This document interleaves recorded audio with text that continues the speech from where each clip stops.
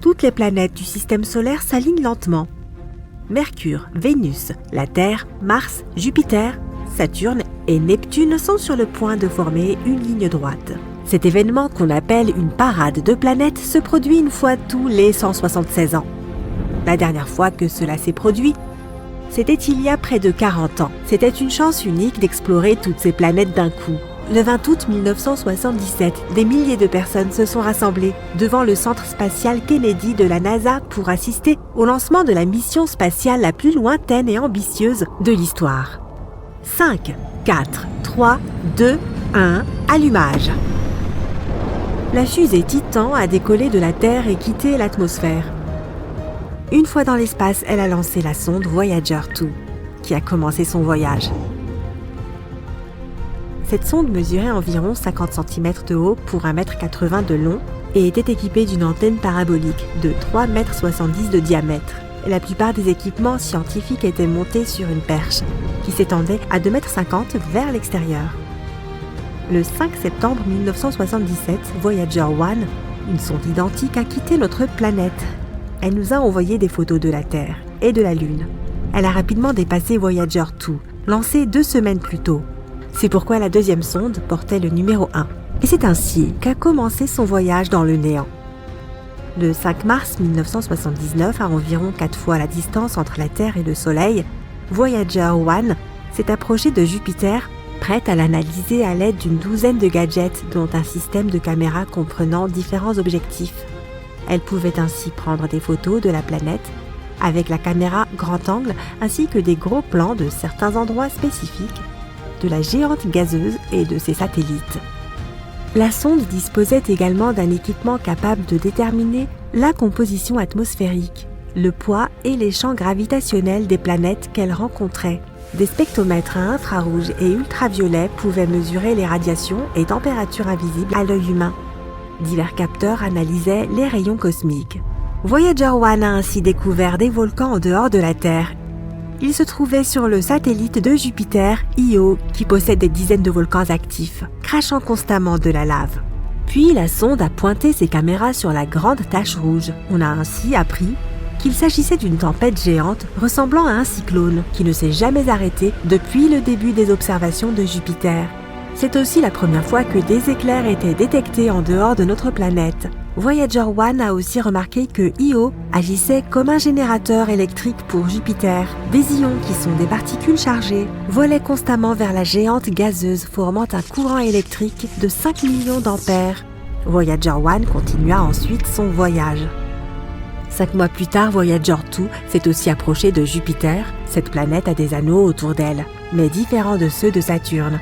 Quand les satellites rocheux de Jupiter sont entrés en collision, ils ont formé de petits débris qui se sont progressivement transformés en fine poussière. Puis Voyager 2 s'est approché d'Europe. Cette lune est recouverte d'une croûte de glace protégeant un océan liquide qui pourrait héberger la vie. Voyager 2 a été la première à photographier les fissures dans cette croûte de glace. En volant près de Io, Voyager 2 a découvert que 6 volcans de sa surface étaient encore en éruption. Cela signifie que les périodes d'activité de ces volcans pouvaient durer plusieurs mois. Les 2 sondes spatiales ont fait plusieurs fois le tour de Jupiter, puis elles se sont enfoncées plus loin dans l'espace.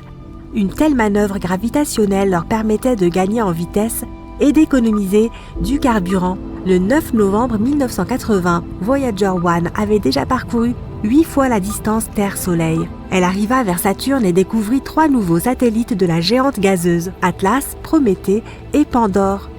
Cela prouva la théorie selon laquelle ces satellites étaient des lunes maintenant les anneaux de Saturne alignés. Il s'est aussi avéré que, contrairement à Jupiter, ces anneaux contenaient aussi de la glace. Voyager 1 a observé Titan, le plus grand satellite de Saturne.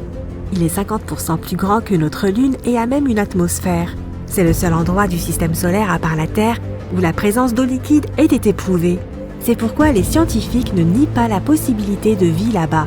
Voyager 1 a ensuite quitté l'orbite de Saturne, mais en prenant cette fois de la hauteur par rapport à l'alignement des planètes. Presque un an plus tard, Voyager 2 est arrivé et a survolé plusieurs satellites glacés de Saturne.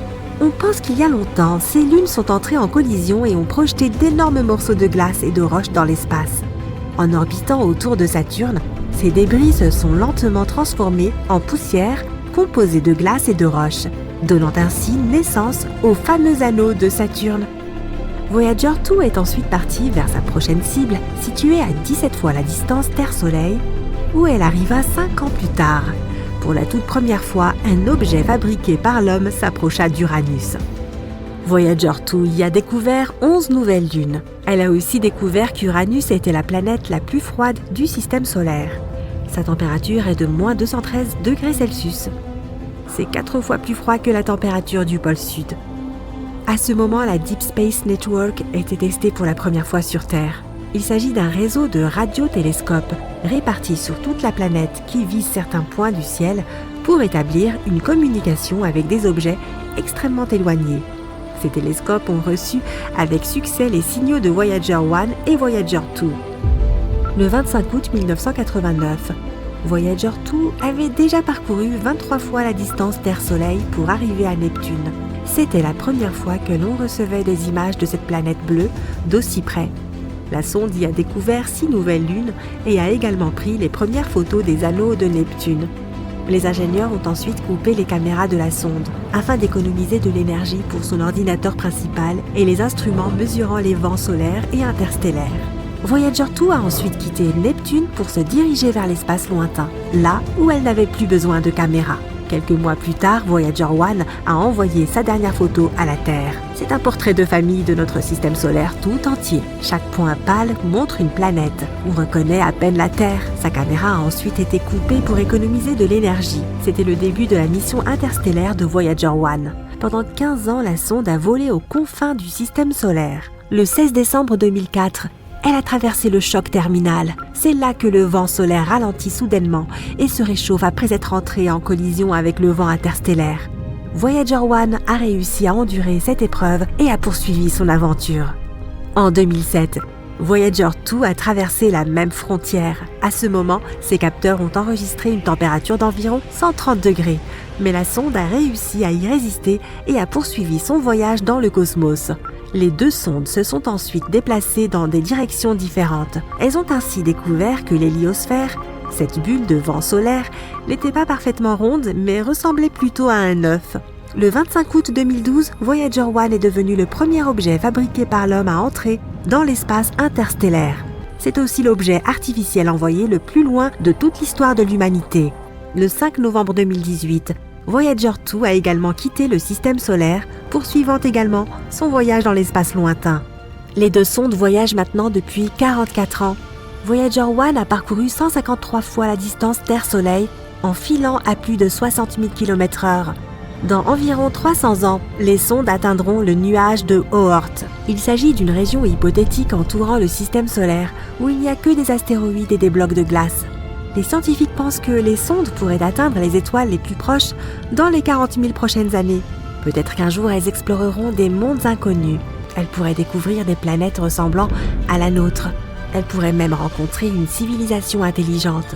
C'est pour cela que chaque sonde transporte un disque d'or sur lequel figure un message contenant 115 images, dont nos systèmes numériques, une carte du système solaire, des images de ces planètes, des diagrammes de l'ADN humain, des portraits d'humains, des paysages terrestres, des salutations traduites dans 55 langues de la Terre, y compris les plus anciennes et les plus récentes, et également 90 minutes de musique provenant de différents endroits de notre planète.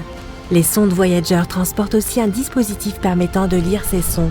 Si une autre civilisation reçoit cet enregistrement, ces scientifiques pourront alors le décoder et ils pourraient décider de nous rendre visite.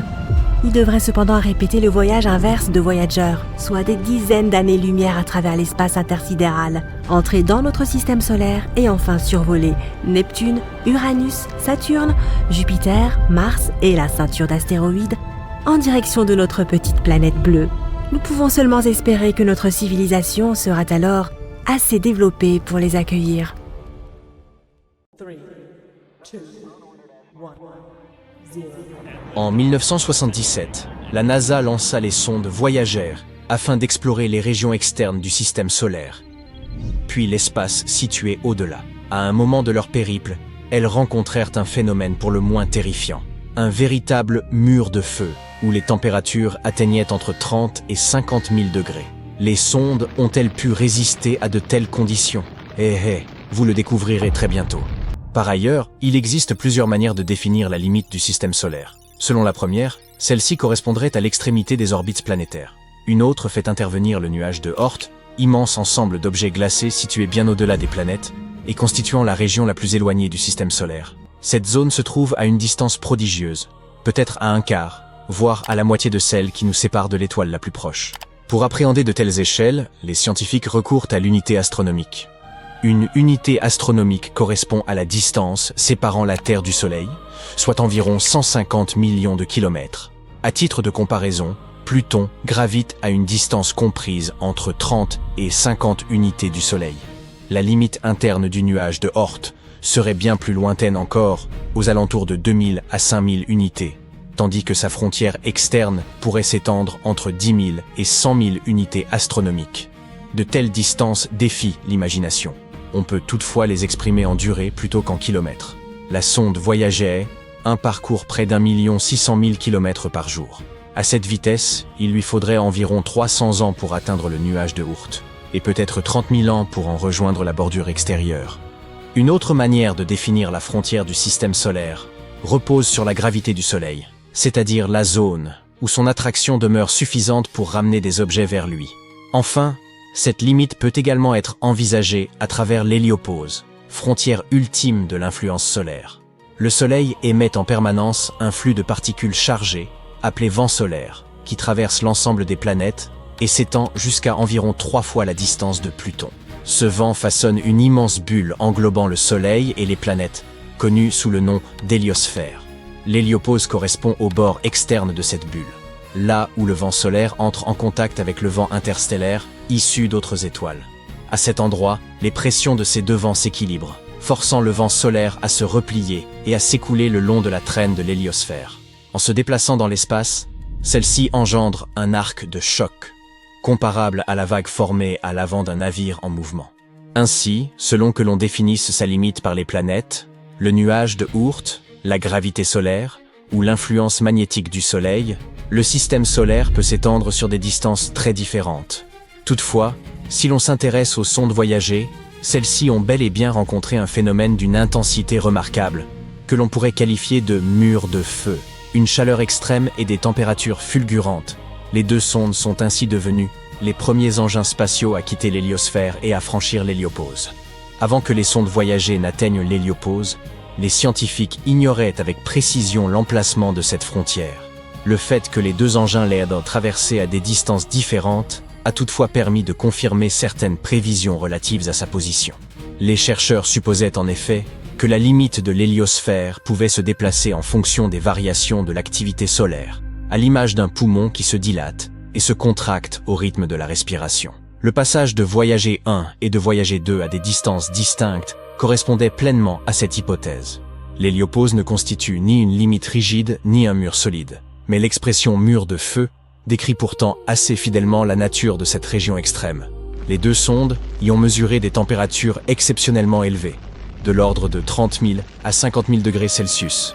Malgré ces valeurs insensées, les engins sont restés intacts. Dans cette zone, les particules sont très espacées, ce qui rend les collisions rares, et la quantité de chaleur transmise reste insuffisante pour endommager les sondes.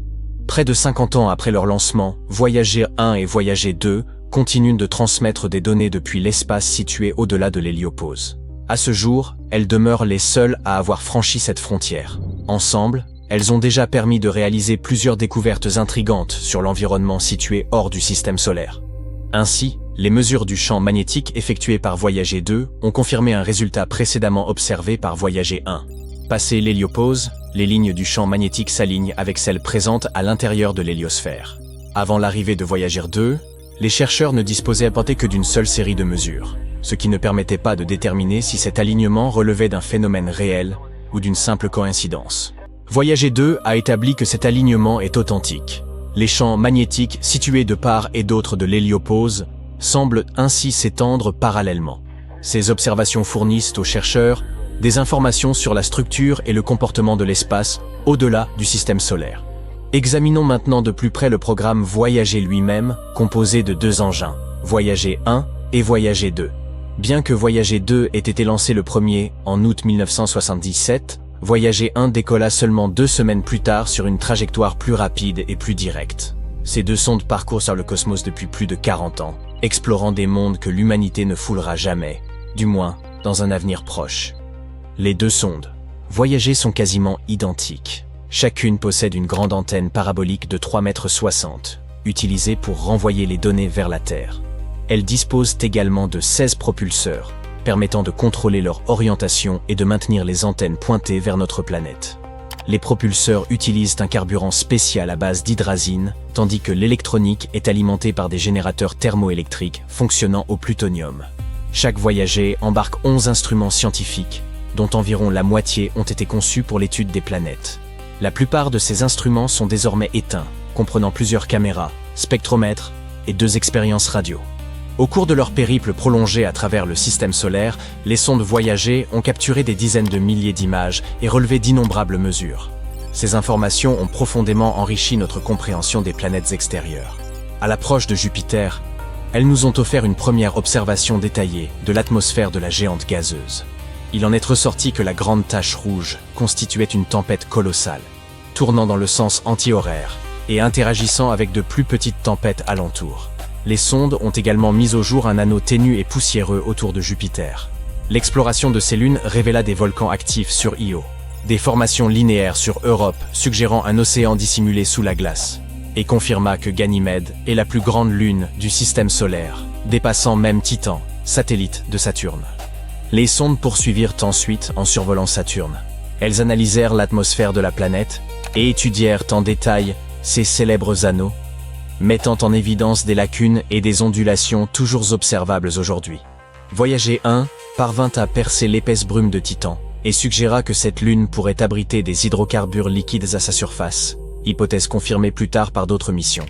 La sonde découvrit également 3 nouvelles lunes en orbite autour de Saturne: Atlas, Prométhée et Pandore. Après Saturne, Voyager 1 poursuivit sa route hors du système solaire, tandis que Voyager 2 se dirigea vers Uranus. Elle y découvrit 11 nouvelles lunes ainsi que 2 anneaux. La sonde observa aussi des caractéristiques inhabituelles, dont le champ magnétique singulier d'Uranus et une différence de température étonnamment faible entre son équateur et ses pôles. La dernière étape planétaire de Voyager 2 fut Neptune, atteinte 12 ans après son départ de la Terre. La sonde y identifia 6 petites lunes ainsi que des anneaux entourant la planète. Elle étudia l'atmosphère et le champ magnétique de Neptune et observa des manifestations volcaniques sur Triton, sa plus grande lune. Par la suite, Voyager 2 rejoignit Voyager 1 dans sa progression vers l'espace interstellaire. Voyager 1 y entra en août 2012, suivi par Voyager 2 en novembre 2018. Ces missions ont permis aux scientifiques d'estimer la limite de notre système solaire à environ 16 milliards de kilomètres du Soleil. Les sondes continuent encore aujourd'hui de transmettre des données sur cette région énigmatique. À noter qu'après ces visites planétaires, Voyager 1 a pris la célèbre photographie de la Terre, le point bleu pâle, depuis environ 5,9 milliards de kilomètres. Aujourd'hui, Voyager 1 se trouve à près de 25 milliards de kilomètres de la Terre, tandis que Voyager 2 en est à environ 21 milliards. Chaque sonde Voyager embarque un disque en or, conçu comme une capsule temporelle de la Terre à destination d'éventuelles civilisations extraterrestres. Leur face supérieure indique comment les lire, présente une carte situant la Terre et le schéma d'un atome d'hydrogène. Ces disques sont plaqués d'uranium, dont la désintégration peut servir à dater leur fabrication. Ils contiennent 115 images montrant la Terre, les humains, les animaux, les plantes et le système solaire, ainsi que des sons naturels comme le bruit des vagues et le chant des oiseaux, des salutations en 55 langues, des ondes cérébrales et un ensemble musical allant de Beethoven à Chuck Berry, en passant par des chants traditionnels. Voyager 1, qui voyage dans l'espace interstellaire depuis plus de 45 ans et arbore aujourd'hui une longue barbe grise, non, je plaisante, a soudainement commencé à envoyer des signaux étranges vers la Terre.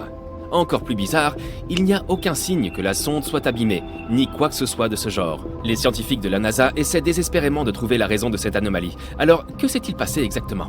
Tout d'abord, laisse-moi t'en dire un peu plus sur Voyager 1 et son long voyage. Voyager 1 est une sonde spatiale américaine. Les scientifiques de la NASA l'ont envoyée dans l'espace le 5 septembre 1977. L'objectif de Voyager était d'explorer les planètes excentrées de notre système solaire, à savoir Jupiter et Saturne. Au départ, les scientifiques pensaient que sa mission durerait environ 5 ans. C'est peu de choses que de dire qu'il faisait erreur. La sonde a dépassé toutes les attentes. Non seulement elle a rempli sa mission, mais elle fonctionne toujours. Elle s'est avérée bien plus résistante que prévu. Voyager 1 parcourt l'espace depuis plus de 45 ans. Il serait difficile de sous-estimer tout ce que Voyager 1 a accompli pour la science. Tout d'abord, elle a envoyé avec succès de nombreuses photos de Jupiter et de Saturne vers la Terre. Au fait, tu peux admirer ces photos toi-même, elles sont publiées sur le site de la NASA. Grâce à Voyager, nous avons aussi découvert plusieurs nouvelles lunes de Jupiter et un système d'anneaux jusqu'alors inconnu. Nous avons appris que la célèbre tache rouge de Jupiter était en fait une tempête géante et super rapide. Et après avoir quitté l'orbite de Neptune, Voyager nous a aussi envoyé beaucoup de données importantes sur le plasma interstellaire. Ainsi, Voyager 1 a prouvé avec succès aux scientifiques à quel point elle était utile. Après cela, elle s'est joyeusement dirigée vers son objectif suivant, la ceinture de Kuiper et les confins de l'héliosphère. La ceinture de Kuiper est un anneau de corps glacé qui s'étend de Neptune à une distance d'environ 5 UA du Soleil. Elle est un peu similaire à la ceinture d'astéroïdes, mais environ 20 fois plus étendue et 100 fois plus lourde. L'héliosphère est une zone autour du Soleil où la pression du vent solaire est équilibrée par la pression du gaz interstellaire. Oui, je sais, ça a l'air un peu compliqué et très pointu, dit comme ça. Mais garde à l'esprit que ces données nous aident vraiment à comprendre l'univers dans son ensemble.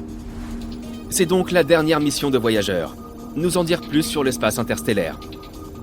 La sonde nous a déjà envoyé plus de 60 images formant une mosaïque du système solaire à une distance de plus de 6,4 milliards de kilomètres de la Terre. Les scientifiques ont utilisé ces clichés pour composer une grande photo colorée. La photo a été baptisée un point bleu pâle. Et tu as probablement déjà deviné ce qu'est ce point. Oui, c'est à ça que ressemble notre Terre à travers les objectifs de Voyager. Cette photo montre clairement à quel point nous sommes minuscules. Mais Voyager 1 a aussi une autre mission, encore plus importante. Raconter à d'autres civilisations ce que nous sommes nous, les humains. Tu as peut-être entendu parler des fameux disques d'or de Voyager. Les scientifiques ont créé tout un tas de fichiers audio et vidéo et les ont enregistrés sur ces supports. Il y a plusieurs sections. La première contient Bonjour en 55 langues, y compris des langues anciennes et éteintes. Près de 80% des enregistrements sont des morceaux de musique différents.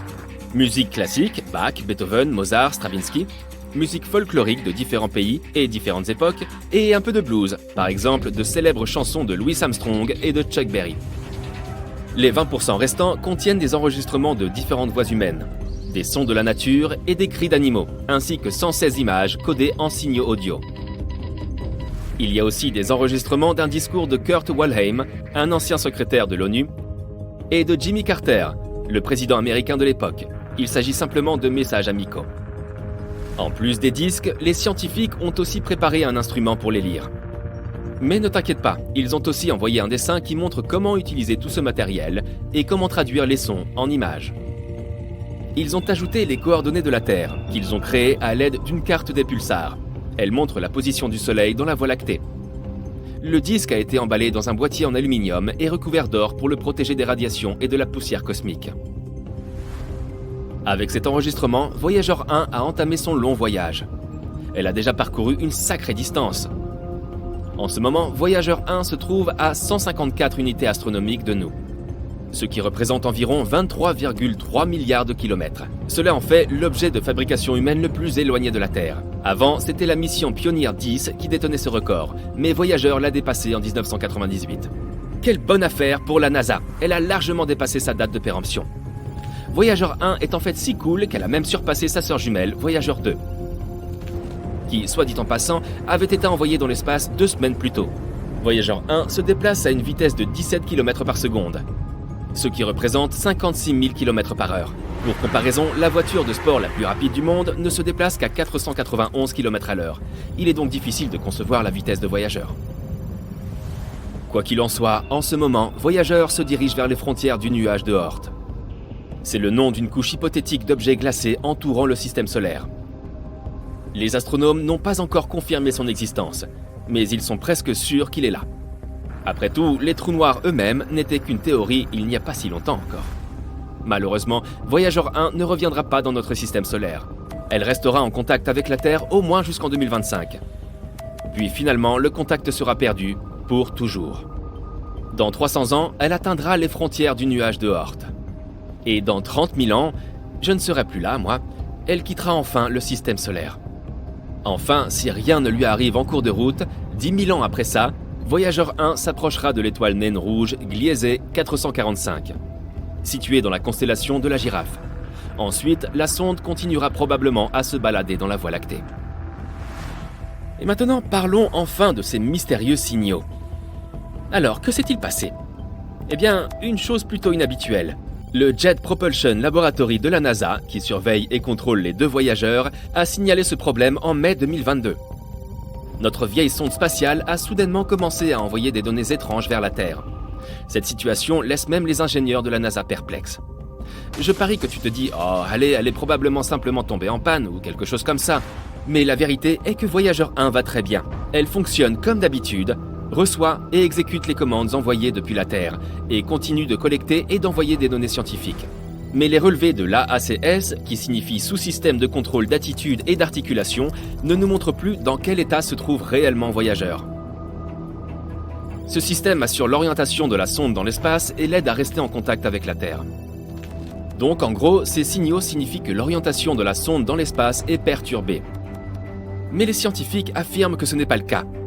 Ils savent que la source du signal, l'antenne, se trouve dans la même position par rapport à la Terre que prévu.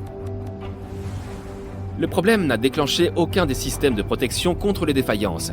La sonde n'est même pas passée en mode sans échec. Alors, qu'est-ce qui se passe au juste dans l'univers ? Suzanne Dodd, la responsable du projet, affirme que le problème n'est en fait pas si inattendu. Après tout, Voyager 1 a déjà 45 ans.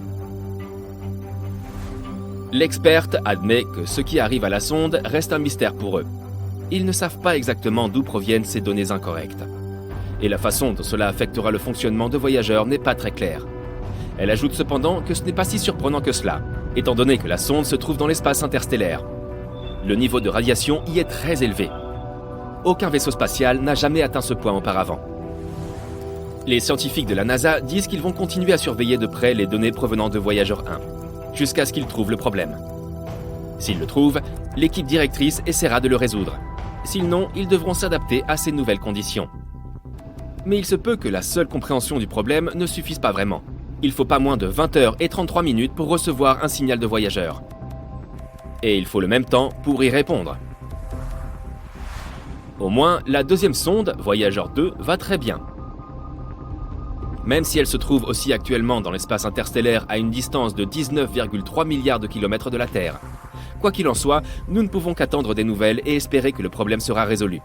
En fait, je me demande combien de temps Voyager 1 va encore durer. Sera-t-elle capable de voler jusqu'aux frontières du nuage de Oort dans 300 ans ? Et toi, qu'en penses-tu ?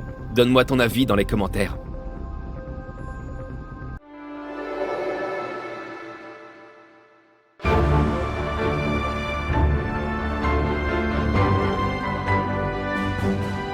Le 20 août 1977, la mission spatiale la plus ambitieuse de l'histoire a décollé de la Terre.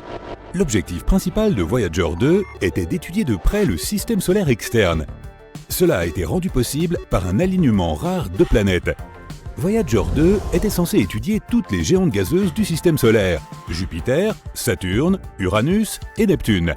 Les astronomes espéraient aussi qu'elle serait capable de trouver et d'explorer le bord du système solaire. Comme Voyager 2 a été construite pour les voyages interstellaires, la sonde a été équipée d'une grande antenne de 4 mètres de large, permettant à la sonde d'envoyer vers la Terre les données qu'elle recueillait. Pendant son voyage, la sonde spatiale a découvert une 14e lune de Jupiter. Voyager 2 est le seul vaisseau spatial à avoir étudié les 4 planètes géantes de près. C'est aussi le premier objet fabriqué par l'homme à être passé devant Uranus, où il a découvert 2 nouveaux anneaux et 10 nouvelles lunes. Voyager 2 a aussi survolé Neptune et a détecté sa grande tache noire. Il s'agit d'une tempête tournoyante colossale dans l'hémisphère sud de la planète. La tempête a la taille de la Terre et se déplace à une vitesse de 2400 km/h. Ces vents sont les plus forts jamais enregistrés sur une planète du système solaire. Dans l'histoire de l'exploration spatiale, seuls 5 vaisseaux ont réussi à quitter l'attraction gravitationnelle du système solaire. Il s'agit de Pioneer 10 et 11, Voyager 1 et 2 et New Horizons. Les humains lancent des milliers d'objets dans l'espace. Ces objets surmontent facilement la gravité de la Terre, mais le Soleil est environ 300 000 fois plus massif que notre planète. C'est pourquoi son attraction gravitationnelle est bien plus difficile à combattre. Plus impressionnante encore, Voyager 2 est le deuxième objet fabriqué par l'homme dans l'histoire à avoir atteint l'espace entre les étoiles après avoir traversé l'héliosphère. C'est une bulle de champ magnétique et de particules produite par le Soleil et qui protège le système solaire. 2 ans après son lancement, Voyager 2 a commencé à transmettre les premières images de Jupiter. La sonde spatiale a fourni aux scientifiques des informations indispensables sur Io et Europe, 2 des plus grandes lunes de Jupiter. Puis la mission spatiale est passée à côté de la géante gazeuse elle-même. La distance entre le vaisseau spatial et la planète était d'environ 650 000 km. C'est alors que la sonde a remarqué des changements dans la forme et la couleur de la grande tache rouge. Il s'agit d'un énorme système de tempête à longue durée de vie, comme un ouragan sur Terre, mais beaucoup plus grand. 2 ans plus tard, Voyager 2 a atteint Saturne. Elle a découvert des rayons et des irrégularités dans certains des anneaux de la planète. Alors que la sonde volait derrière et au-delà de la géante gazeuse, elle a traversé le plan des anneaux de Saturne. À ce moment-là, la vitesse de Voyager était d'environ 13 km par seconde. Pendant plusieurs minutes, la sonde a été frappée par des milliers de grains de poussière de la taille d'1 micron. Cela n'a cessé de modifier la direction de la sonde et ses jets de contrôle ont dû se déclencher plusieurs fois pour stabiliser l'engin. Après avoir exploré Uranus et Neptune, Voyager 2 s'est ensuite dirigé hors du système solaire. Ces instruments ont été mis en mode faible puissance pour économiser de l'énergie. En août 2007, la sonde a passé le choc terminal. C'est la frontière qui marque la limite extérieure de l'influence du Soleil. Là, le vent solaire faiblit. À l'été 2013, la sonde a atteint l'espace interstellaire. Quand il s'agit d'envoyer et de recevoir des signaux dans l'espace, il y a 3 facteurs à garder à l'esprit. La distance, la puissance et le temps. Plus un vaisseau spatial est éloigné, plus un signal doit parcourir de distance avant de l'atteindre. Et plus il faut de temps à ce signal pour rattraper le vaisseau spatial. Et quand il y arrive enfin, il est extrêmement faible. Un autre problème est qu'une fois que le vaisseau spatial est lancé, il ne peut pas être rénové. Il est coincé avec la technologie dont il a été équipé à son décollage. De plus, les sondes spatiales comme Voyager 2 sont alimentées par du carburant radioactif. Lorsque le matériau spécial se désintègre par radioactivité, il dégage de la chaleur, laquelle est convertie en électricité. Malheureusement, plus le matériau se désintègre, moins le vaisseau spatial a de puissance pour recevoir et transmettre des signaux radio. Malgré ce problème, nous n'avons pas encore perdu la connexion avec Voyager 1 et 2. C'est parce que de nouvelles technologies plus puissantes apparaissent sur Terre. Les signaux que l'on envoie peuvent aller beaucoup plus loin qu'avant. C'est pourquoi il a été possible de rester en contact avec Voyager 2, qui est entré dans l'espace interstellaire en 2018 et qui s'est déjà éloigné de la Terre de près de 19 milliards de kilomètres. Mais en mars 2020, la pièce principale de l'équipement qui permettait aux scientifiques d'échanger des signaux avec le vaisseau spatial s'est éteinte.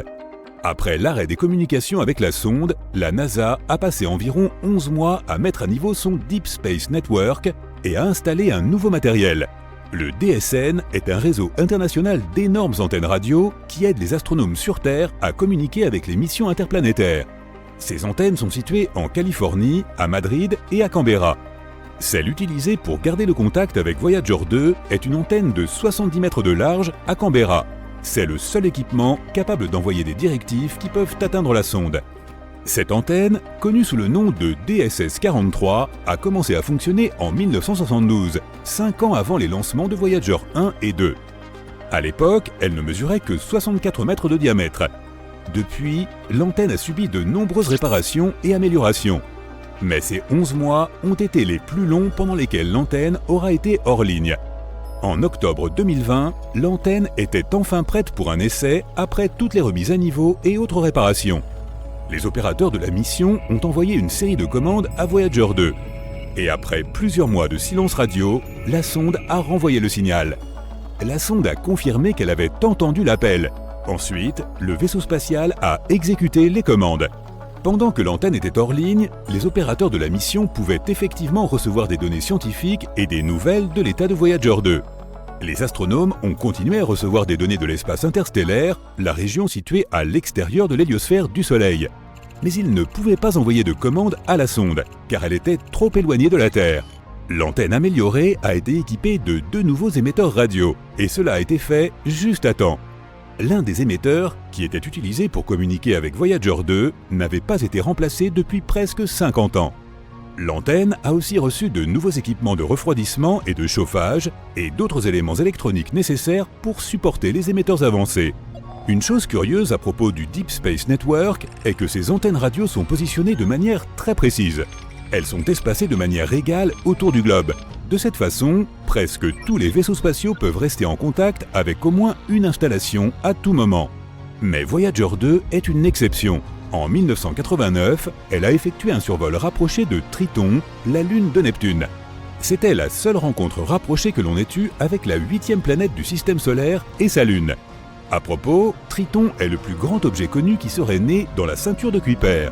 C'est un anneau en forme de beignet autour du Soleil, rempli d'objets glacés. Voyager 2 a découvert le système d'anneaux de Neptune et ses minuscules lunes intérieures. La sonde a aussi recueilli beaucoup d'informations étonnantes sur Triton. Par exemple, il est apparu clairement que la Lune était couverte de cryovolcans. Au lieu de cracher de la roche en fusion, ces volcans crachent de la glace composée d'eau, d'ammoniac et de méthane. Lorsque la sonde spatiale New Horizons est passée devant Pluton plus de 25 ans plus tard, elle a découvert le même phénomène sur la planète naine. Quoi qu'il en soit, pour faire ce détour, Voyager 2 a dû passer au-dessus du pôle nord de la géante de glace. Mais cela a modifié la trajectoire de la sonde, la faisant dévier vers le sud par rapport au plan des planètes. Depuis, Voyager 2 se déplace dans cette direction. Et maintenant, la sonde est si loin qu'elle est hors de portée des antennes radio de l'hémisphère nord, celles de Madrid et de Californie. Cela fait de DSS 43, qui se trouve dans l'hémisphère sud, la seule antenne suffisamment puissante et diffusant juste la bonne fréquence pour envoyer des commandes à Voyager 2. Voyager 1, la jumelle de la sonde, qui voyage plus vite, n'a quant à elle pas modifié sa trajectoire.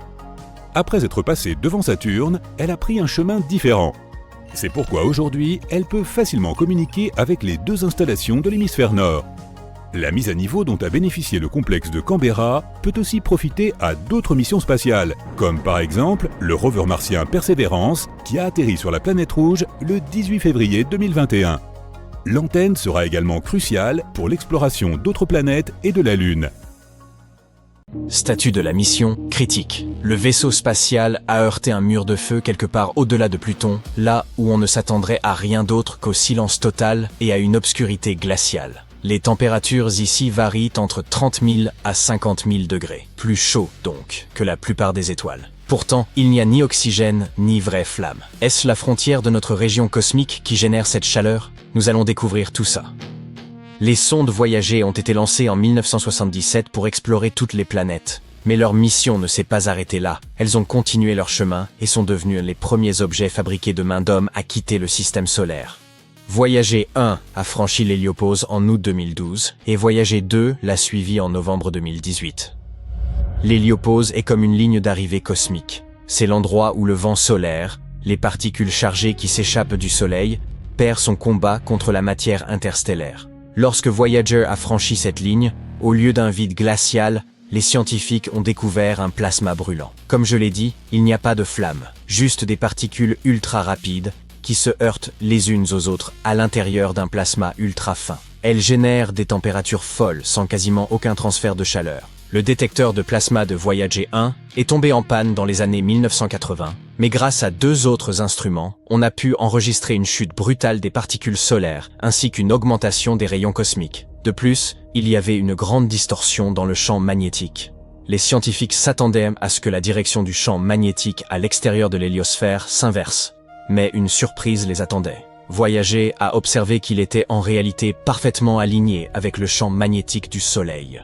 Même alignement, mais à l'extérieur. Voyager 2 a confirmé que ce n'était pas une coïncidence. Alors, quelle est la cause de cet alignement? On pense que c'est en raison de la façon dont le champ interstellaire se drape autour de l'héliopause, un peu comme un tissu. Dans cette zone, il vient se confondre avec le halo du Soleil. Les modèles montrent que dans certaines zones, la reconnexion magnétique, les lignes magnétiques qui se brisent et se reconnectent, tord le champ interstellaire, ce qui a pour résultat de l'aligner avec celui du Soleil. Voyager 2 a révélé que cette région extérieure est en réalité plus dense et plus froide que l'héliosphère, et les particules de l'intérieur s'échappent dans l'espace comme d'un vaisseau spatial qui se serait mis à fuir. Quant à Voyager 1, il a aidé à résoudre un mystère concernant les rayons cosmiques. On pensait jusqu'alors que le nombre de particules culminerait à l'héliopause. Mais Voyager a observé ce que les scientifiques ont nommé le paradoxe de Voyager. Il s'avère que la bordure de notre système solaire n'est ni régulière, ni vide.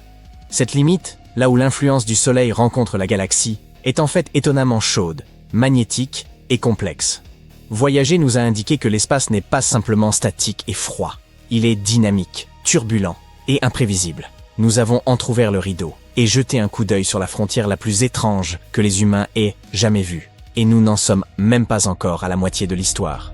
Voyager 1 a commencé à se comporter étrangement en novembre 2023.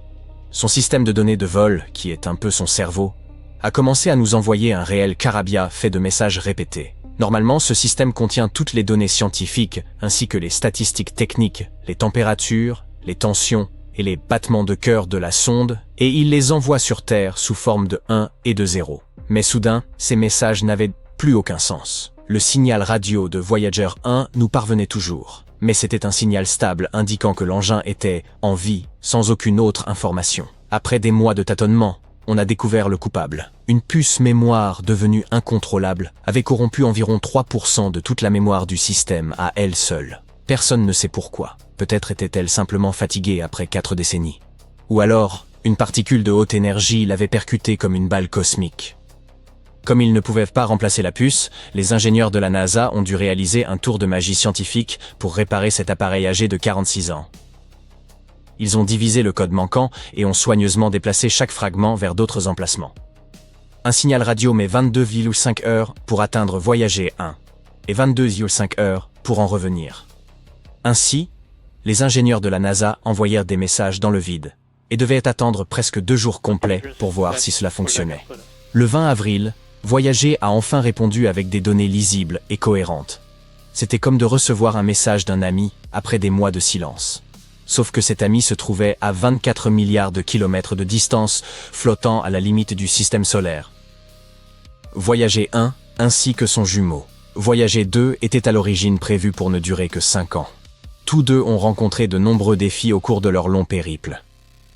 Par exemple, une panne de 7 mois en 2020 pour Voyager 2.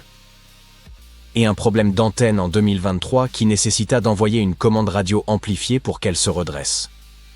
Mais malgré tout ça, ils continuent à travailler dur et à nous envoyer des données extrêmement importantes. Voyager 2 a survolé Uranus en 1986 et nous a envoyé des photos et des données sur des milliards de kilomètres de distance. Après avoir examiné ces données, les scientifiques ont conclu qu'Uranus dégageait très peu de chaleur, ce qui était étrange pour une planète géante. Mais aujourd'hui, grâce à des années d'observation et à nos modèles informatiques de pointe, on sait qu'Uranus possède bien sa propre chaleur interne. Elle est simplement très faible. Elle ne renvoie qu'environ 12,5% de plus que ce qu'elle reçoit du Soleil. Cela signifie qu'Uranus libère toujours aujourd'hui la chaleur résiduelle de ses origines comme un grand radiateur cosmique, refroidissant après des débuts super chauds. Ses longues saisons de 20 ans et sa rotation inclinée font varier cette chaleur. Comprendre cela nous permet de comprendre comment les planètes se forment, comment les atmosphères changent, et nous donne des indices sur le climat terrestre. Voyager 2 nous a peut-être montré un monde gelé et silencieux. Mais des décennies plus tard, ces mêmes données nous ont révélé une pulsation vitale, cachée sous les nuages bleus et glacés. Comme vous pouvez le voir, l'espace adore les rebondissements. Passons à la petite lune de Saturne, Encelade. Les scientifiques croient qu'il y a un immense océan caché sous sa croûte glacée, et que le noyau de cette lune le garde bien au chaud. Encelade est petite, environ la largeur de l'Arizona, mais c'est l'un des endroits les plus prometteurs pour notre recherche de vie extraterrestre. Nous savons cela, car la sonde Cassini de la NASA l'a surpris, en train de cracher. D'énormes geysers d'eau jaillissaient des fissures de sa surface glacée. Mais pas seulement de l'eau pure, ces panaches contenaient des sels et des molécules organiques, du carbone, de l'hydrogène, de l'azote, du soufre et de l'oxygène. Ce sont les éléments de base de la vie. Et ensuite, ils ont également trouvé du phosphore. C'est le plus rare des 6 éléments sur quoi repose la vie. Avec les sucres, ils forment un squelette pour les molécules d'ADN. Et le plus surprenant, c'est que les concentrations de phosphore sur Encelade sont au moins 500 fois plus élevées que les concentrations les plus élevées connues dans nos océans. Les scientifiques ont également étudié la glace d'Encelade. Les panaches de vapeur d'eau se congèlent à la surface, et ils ont découvert qu'il ne s'agissait probablement pas simplement d'une poussière amorphe. Près d'un quart de cette glace est capable de former de minuscules cristaux qui se cachent comme des pépites de chocolat dans une pâte à cookies. Ils ont effectué des simulations, congelé de l'eau virtuelle à des vitesses folles, bouleversé des molécules et même testé de la vraie glace avec des rayons X. Il existe une glace qui a la même densité que l'eau liquide et qui ne peut ni couler ni flotter. C'est très important à savoir, car la glace spatiale pourrait protéger nos engins spatiaux, servir de carburant, ou même nous montrer comment les éléments constitutifs de la vie ont voyagé jusqu'à la Terre. Les scientifiques n'ont pas encore trouvé de vie ou de produit direct de la vie sur Encelade. Mais si l'on doit un jour trouver de la vie dans notre système solaire, il est fort probable que ce soit sur cette lune. Mais peut-être que les sondes voyagées nous enverront de passionnantes nouvelles avant ça. Elles sont toujours là-bas en ce moment, dans l'espace interstellaire, et certaines personnes s'inquiètent qu'elles puissent être endommagées au moment de traverser le nuage de Oort. Les scientifiques ne l'ont pas vu directement, mais de nombreuses comètes viennent de cette région qui s'étend bien au-delà de la ceinture de Kuiper. L'astronome qui a fait l'hypothèse de l'existence de ce nuage a déclaré qu'il pourrait contenir environ 100 milliards d'objets gros comme des comètes. Leur masse totale pourrait ainsi correspondre à celle de la Terre. Et cela a l'air dangereux pour nos jolies sondes, mais pas de souci. Les scientifiques affirment que la probabilité qu'elles soient endommagées est 100 000 fois plus faible que vos chances de gagner le gros lot à la loterie. Ainsi, les sondes voyagées continueront à nous envoyer de faibles signaux pendant quelques années encore, avant que leur énergie ne s'épuise. Après ça, elles continueront leur voyage en silence.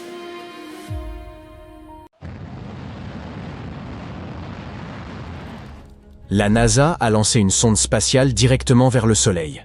Il s'agit de l'objet conçu par l'homme le plus rapide jamais fabriqué, capable de franchir la distance entre Philadelphie et Washington, D.C., en une seule seconde. La sonde solaire Parker a pour mission d'analyser les phénomènes extrêmes de notre étoile. Les scientifiques avertissent que de gigantesques tempêtes solaires sont inéluctables et pourraient avoir des conséquences désastreuses pour notre planète. La sonde s'est rapprochée du Soleil 7 fois plus que toute autre mission antérieure. Elle a accompli cette prouesse lors de son 22e passage à proximité de l'étoile, depuis son lancement en 2018. En raison de sa masse colossale, le Soleil exerce une gravité phénoménale, comparable à l'attraction d'un immense aimant. Au fil de ses orbites autour du Soleil, la sonde exploite la gravité pour accroître progressivement sa vitesse et atteindre des sommets vertigineux.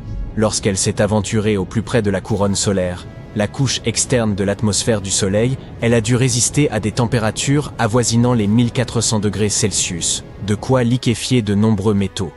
Elle était protégée de cette chaleur extrême et des radiations solaires par un bouclier en carbone de 11 cm d'épaisseur, garantissant ainsi le bon fonctionnement de ses instruments, maintenus à une température proche de celle d'une pièce ordinaire.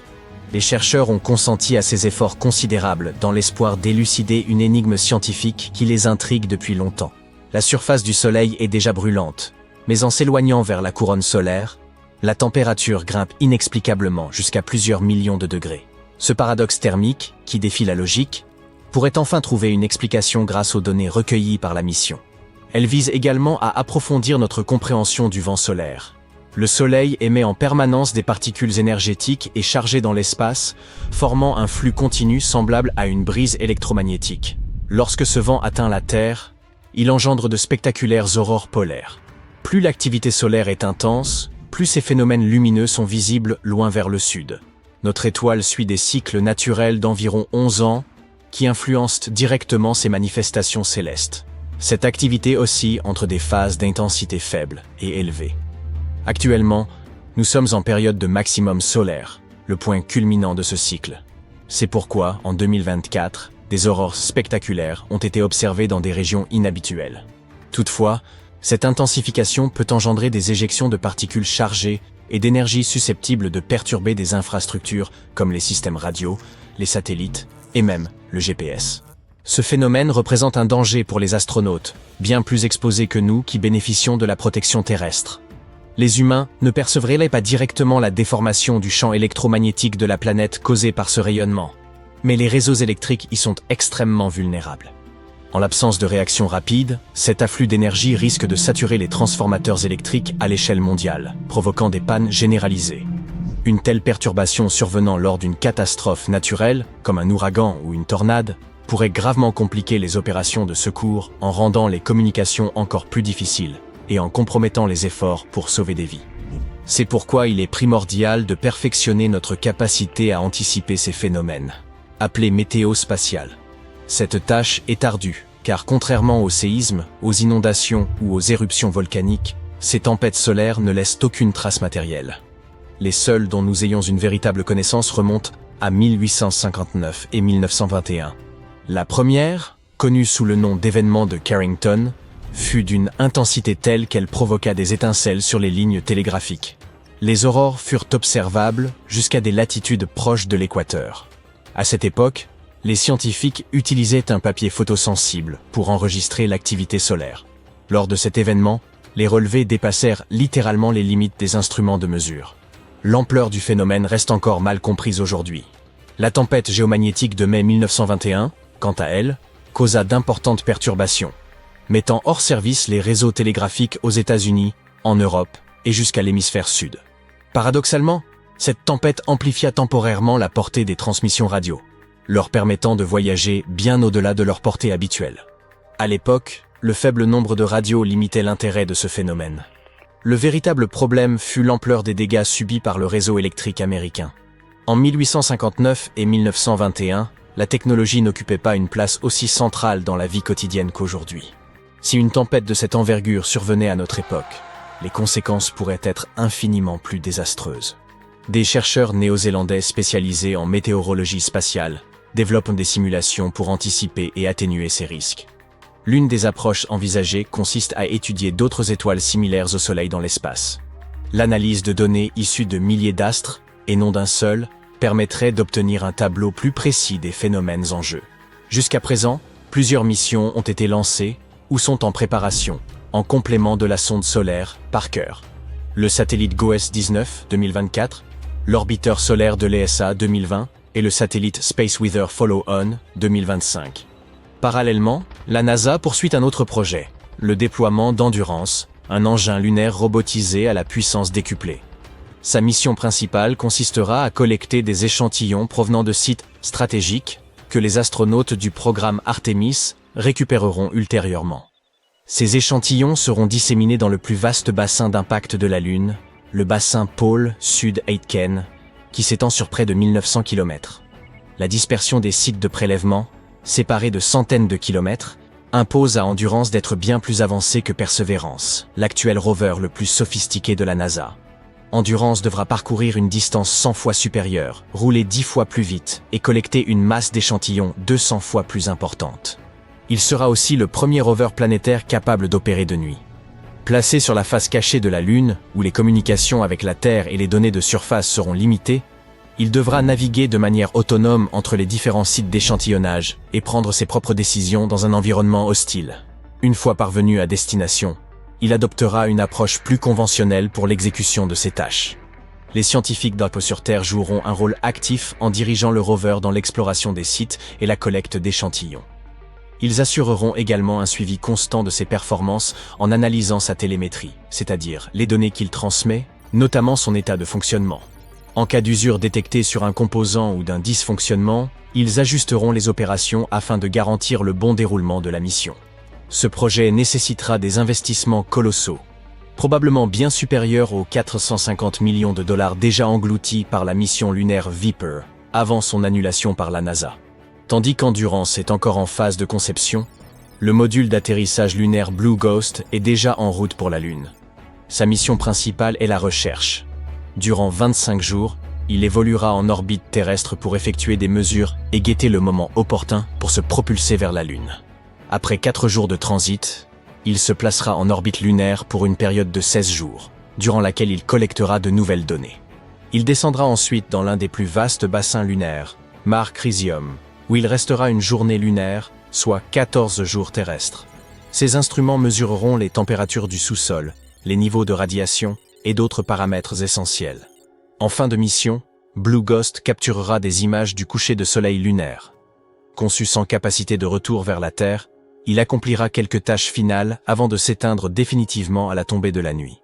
Dans le cadre d'un autre projet spatial ambitieux, la NASA a sélectionné une équipe d'ingénieurs en aérospatial de l'Université de Floride pour mener le programme GERATIS, Gravitational Reference Advanced Technology Test in Space. Ce projet, doté d'un budget de 12 millions de dollars, vise à améliorer le suivi des mouvements des plaques tectoniques et des océans terrestres grâce à des observations spatiales. GERATIS sera équipé de capteurs ultra performants capables de détecter les moindres variations gravitationnelles à l'échelle nanométrique, soit 1 milliardième de mètre. Ces données permettront d'affiner la surveillance des sécheresses, d'évaluer les réserves d'eau souterraines et d'analyser les fluctuations du niveau des océans. Le lancement est prévu aux alentours de 2027 à bord d'une fusée, SpaceX Falcon 9.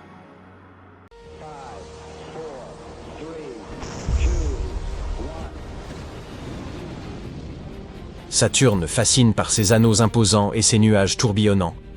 Mais l'on peut se demander ce que signifierait réellement y plonger. La sonde Cassini de la NASA a tenté une telle descente, offrant une aventure singulièrement mouvementée. Cet engin, qui demeura 13 années en orbite autour de la planète, rassembla une mine de données précieuses. L'un de ses objectifs majeurs consistait à éclairer une énigme tenace. Pour quelles raisons l'atmosphère saturnienne demeure-t-elle aussi chaude ? Certes, les couches supérieures des planètes reçoivent la chaleur solaire, mais les géantes gazeuses restent trop éloignées du Soleil pour bénéficier d'un tel apport thermique. Cassini ne s'est donc pas limitée à une observation distante. Le 15 septembre 2017, elle entreprit une plongée profonde qui constitua l'ultime périple de sa mission. Ces dernières heures se déroulèrent au sein de la haute atmosphère de Saturne, d'où elle transmit des informations capitales avant de se désagréger progressivement. Ces couches supérieures se révèlent redoutables. Le champ magnétique de la planète gronde d'énergie et de terribles vents parcourent la sphère gazeuse à des milliers de kilomètres par heure. La sonde dut franchir des nappes épaisses de nuages brumeux, teintés d'un or pâle, qui réfléchissaient faiblement la lumière solaire. Il ne s'agissait nullement de masses vaporeuses, semblables à celles de la Terre, mais d'un mélange inquiétant d'hydrogène et d'hélium. La sonde poursuivit sa descente et traversa la zone où les anneaux emblématiques de Saturne déversent une véritable pluie de matière. Cassini établit que ce phénomène était bien plus intense qu'on ne l'avait anticipé, atteignant plus de 10 tonnes de matière chaque seconde. À ce rythme, les anneaux pourraient ne pas subsister indéfiniment, car la gravité saturnienne finirait peut-être par les absorber totalement, sauf renforcement soudain. Cette chute incessante est formée de grains minuscules de glace et de poussière, arrachés aux anneaux puis entraînés vers l'atmosphère, mélangés à l'eau, au méthane ainsi qu'à divers composés comme le propane ou le butane. Ces particules modifient lentement la chimie atmosphérique de Saturne et alourdissent les couches supérieures, contribuant ainsi au réchauffement de la planète. Ce déchaînement fut hélas trop éprouvant pour la frêle Cassini. Conçue pour résister aux strates externes, elle ne put survivre plus avant et se désintégra avant d'atteindre les zones plus profondes et véritablement effroyables. Dans ces couches intenses de l'atmosphère saturnienne, les vents s'élancent à des vitesses prodigieuses, dépassant les 1770 km à l'heure. La pression y devient écrasante et s'alourdit toujours davantage à mesure que l'on s'enfonce. L'expérience s'apparenterait à une immersion dans un océan gazeux dénué de toute surface identifiable, où le ciel s'obscurcit, s'épaissit et s'endurcit progressivement. Et ces mesures révélèrent la densité et la chaleur des hautes couches atmosphériques. La sonde nous légua également quelques ultimes clichés, même s'ils ne furent pas aussi saisissants qu'on pourrait l'imaginer. L'un d'eux, monochrome, pris à environ 634 000 km, montrait une région obscure de la face nocturne de Saturne, doucement illuminée par la lueur réfléchie de ses anneaux.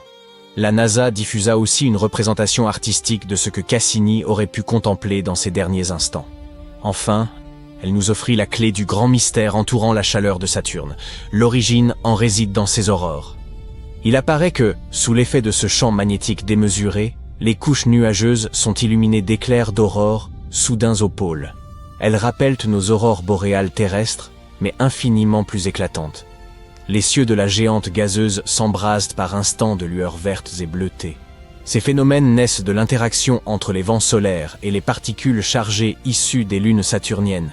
Les régions les plus chaudes de la planète se situaient autour de ces aurores.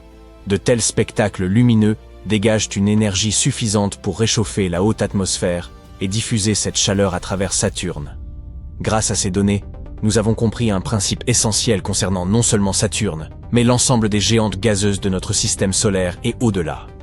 D'un autre côté, les images dont nous disposons de Vénus sont autrement plus dramatiques. L'astre est un peu plus proche du Soleil que la Terre, et, en raison de similitudes de taille, de masse et de composition, on la qualifie souvent de jumelle de notre planète. Mais cette analogie s'effondre dès que l'on regarde sous ces épais nuages, s'y trouve l'un des milieux les plus toxiques du système solaire. Sa surface est un véritable enfer, où les températures atteignent près de 480 degrés, au point de faire fondre le plomb. La pression y est tout aussi écrasante, équivalente à 92 fois celle de la Terre, comparable à un séjour à 900 mètres sous l'océan. Il était impossible de résister à l'envie d'obtenir des clichés directs. Ainsi, au cours des années 70, les scientifiques parvinrent à poser des sondes sur ce sol volcanique et implacable. Les missions réussirent et renvoyèrent les toutes premières images de Vénus, dévoilant des visions saisissantes. La première sonde ne survécut que 23 minutes avant de succomber à la pression, au vent furieux et à la chaleur infernale. Les deux premières sondes saisirent néanmoins les panoramas en noir et blanc d'un versant rocheux, bien que, dans les deux cas, le second objectif ne parvint pas à s'éjecter. L'horizon demeurait uniforme, le terrain semé de roches escarpées, et l'atmosphère suffocante pesait telle une force invisible. Après de nombreux obstacles, nous sommes enfin parvenus, dans les années 80, à observer des images colorées en provenance de Vénus. L'appareil réussit à survivre plus de 2 heures dans des conditions proprement extrêmes, ce qui relève déjà de l'exploit, tant cette planète fait fondre les métaux et ronge littéralement les sondes. Les clichés révélèrent que le ciel vénusien n'avait rien du bleu terrestre. Il se pare d'un jaune inquiétant, dû aux épais nuages d'acide sulfurique. Les images, teintées de rouge et déformées par l'atmosphère saturée, demeuraient néanmoins suffisamment lisibles pour dévoiler les roches acérées et l'aridité du paysage. Des lits de rivières asséchés, des tourbillons de poussière. Rien d'étonnant à ce que les chercheurs privilégient souvent l'étude de Mars. La NASA dispose aussi de simulations illustrant ce que pourrait être la surface de Vénus. Mais ces modèles peinent à transmettre l'effroi que susciterait une présence réelle sur place. Peut-être serait-il temps de nous intéresser à nouveau à Vénus, tant les zones d'ombre persistent au sujet de cette voisine ardente. Enfin, nous avons tenté, au cours des années 90, de pénétrer également l'atmosphère de Jupiter, ce qui constituait l'entreprise la plus redoutable de toutes. La sonde de la mission Galileo, dotée d'un module d'entrée, fut conçue pour s'y aventurer. Lancée en 1989, elle parcourut des millions de kilomètres, en transportant ce minuscule éclaireur destiné à affronter l'un des milieux les plus extrêmes jamais rencontrés dans l'espace. Le 13 juillet 1995, le module fut enfin lâché, alors que le vaisseau principal se situait encore à plus de 80 millions de kilomètres de Jupiter. Il dut donc tomber durant des mois avant d'atteindre l'atmosphère. Ce n'est que le 7 décembre qu'il y parvint, plongeant de front dans l'épaisse et tourbillonnante enveloppe gazeuse de Jupiter. La sonde pénétra les cieux joviens à la vitesse ahurissante de 170 000 km à l'heure, une rapidité telle qu'elle permettrait de traverser les États-Unis de Los Angeles à New York en à peine 90 secondes. Sous l'effet d'une décélération d'une brutale, elle subit une pesanteur terrifiante, 228 fois supérieure à celle de la Terre. Puis, en l'espace de quelques minutes seulement, elle passa de vitesse supersonique à quelques centaines de kilomètres/heure. La chaleur née de cette entrée atmosphérique était telle que l'onde de choc qui la précédait resplendissait avec l'éclat du soleil lui-même. Les températures atteignirent alors près de 15 000 degrés. Et durant ce tumulte, la sonde parvint à recueillir des données chaque seconde et à les transmettre intégralement. Elle nous livra des renseignements essentiels concernant l'atmosphère de Jupiter. Ainsi, l'on découvrit que sa haute atmosphère était bien plus sèche qu'escompté, recelant moins de vapeur d'eau et moins de composés organiques que les chercheurs n'avaient supposé. L'appareil mesura également des vents d'une violence inouïe, frôlant presque 1 km par seconde. Étonnamment, elle ne détecta qu'un nombre réduit d'éclairs, alors que l'on imaginait jusque-là que Jupiter en était perpétuellement sillonné. L'une des révélations majeures de la sonde fut de montrer que l'atmosphère jovienne contenait moins d'hélium que prévu.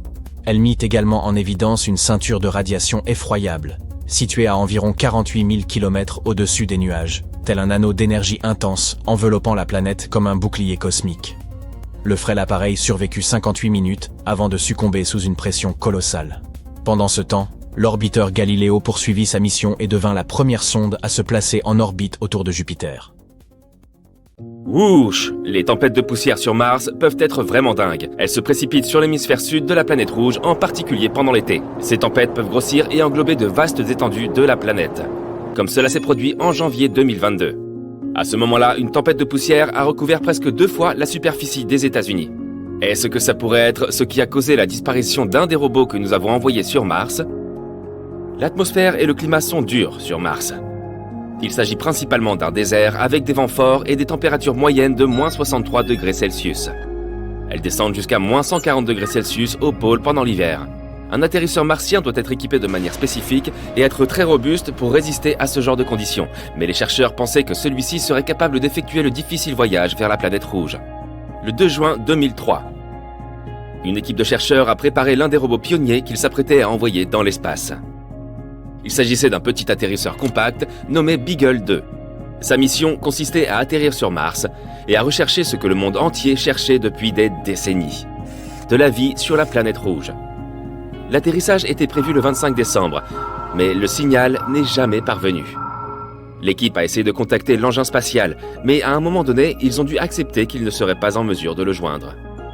Certains ont estimé que l'atterrissage était finalement trop difficile et complexe, et que l'atterrisseur s'était probablement écrasé, mais ils n'ont pas décelé d'erreur technique. D'autres ont émis une théorie selon laquelle le module aurait pu s'empêtrer dans son propre parachute et tomber à la surface de Mars.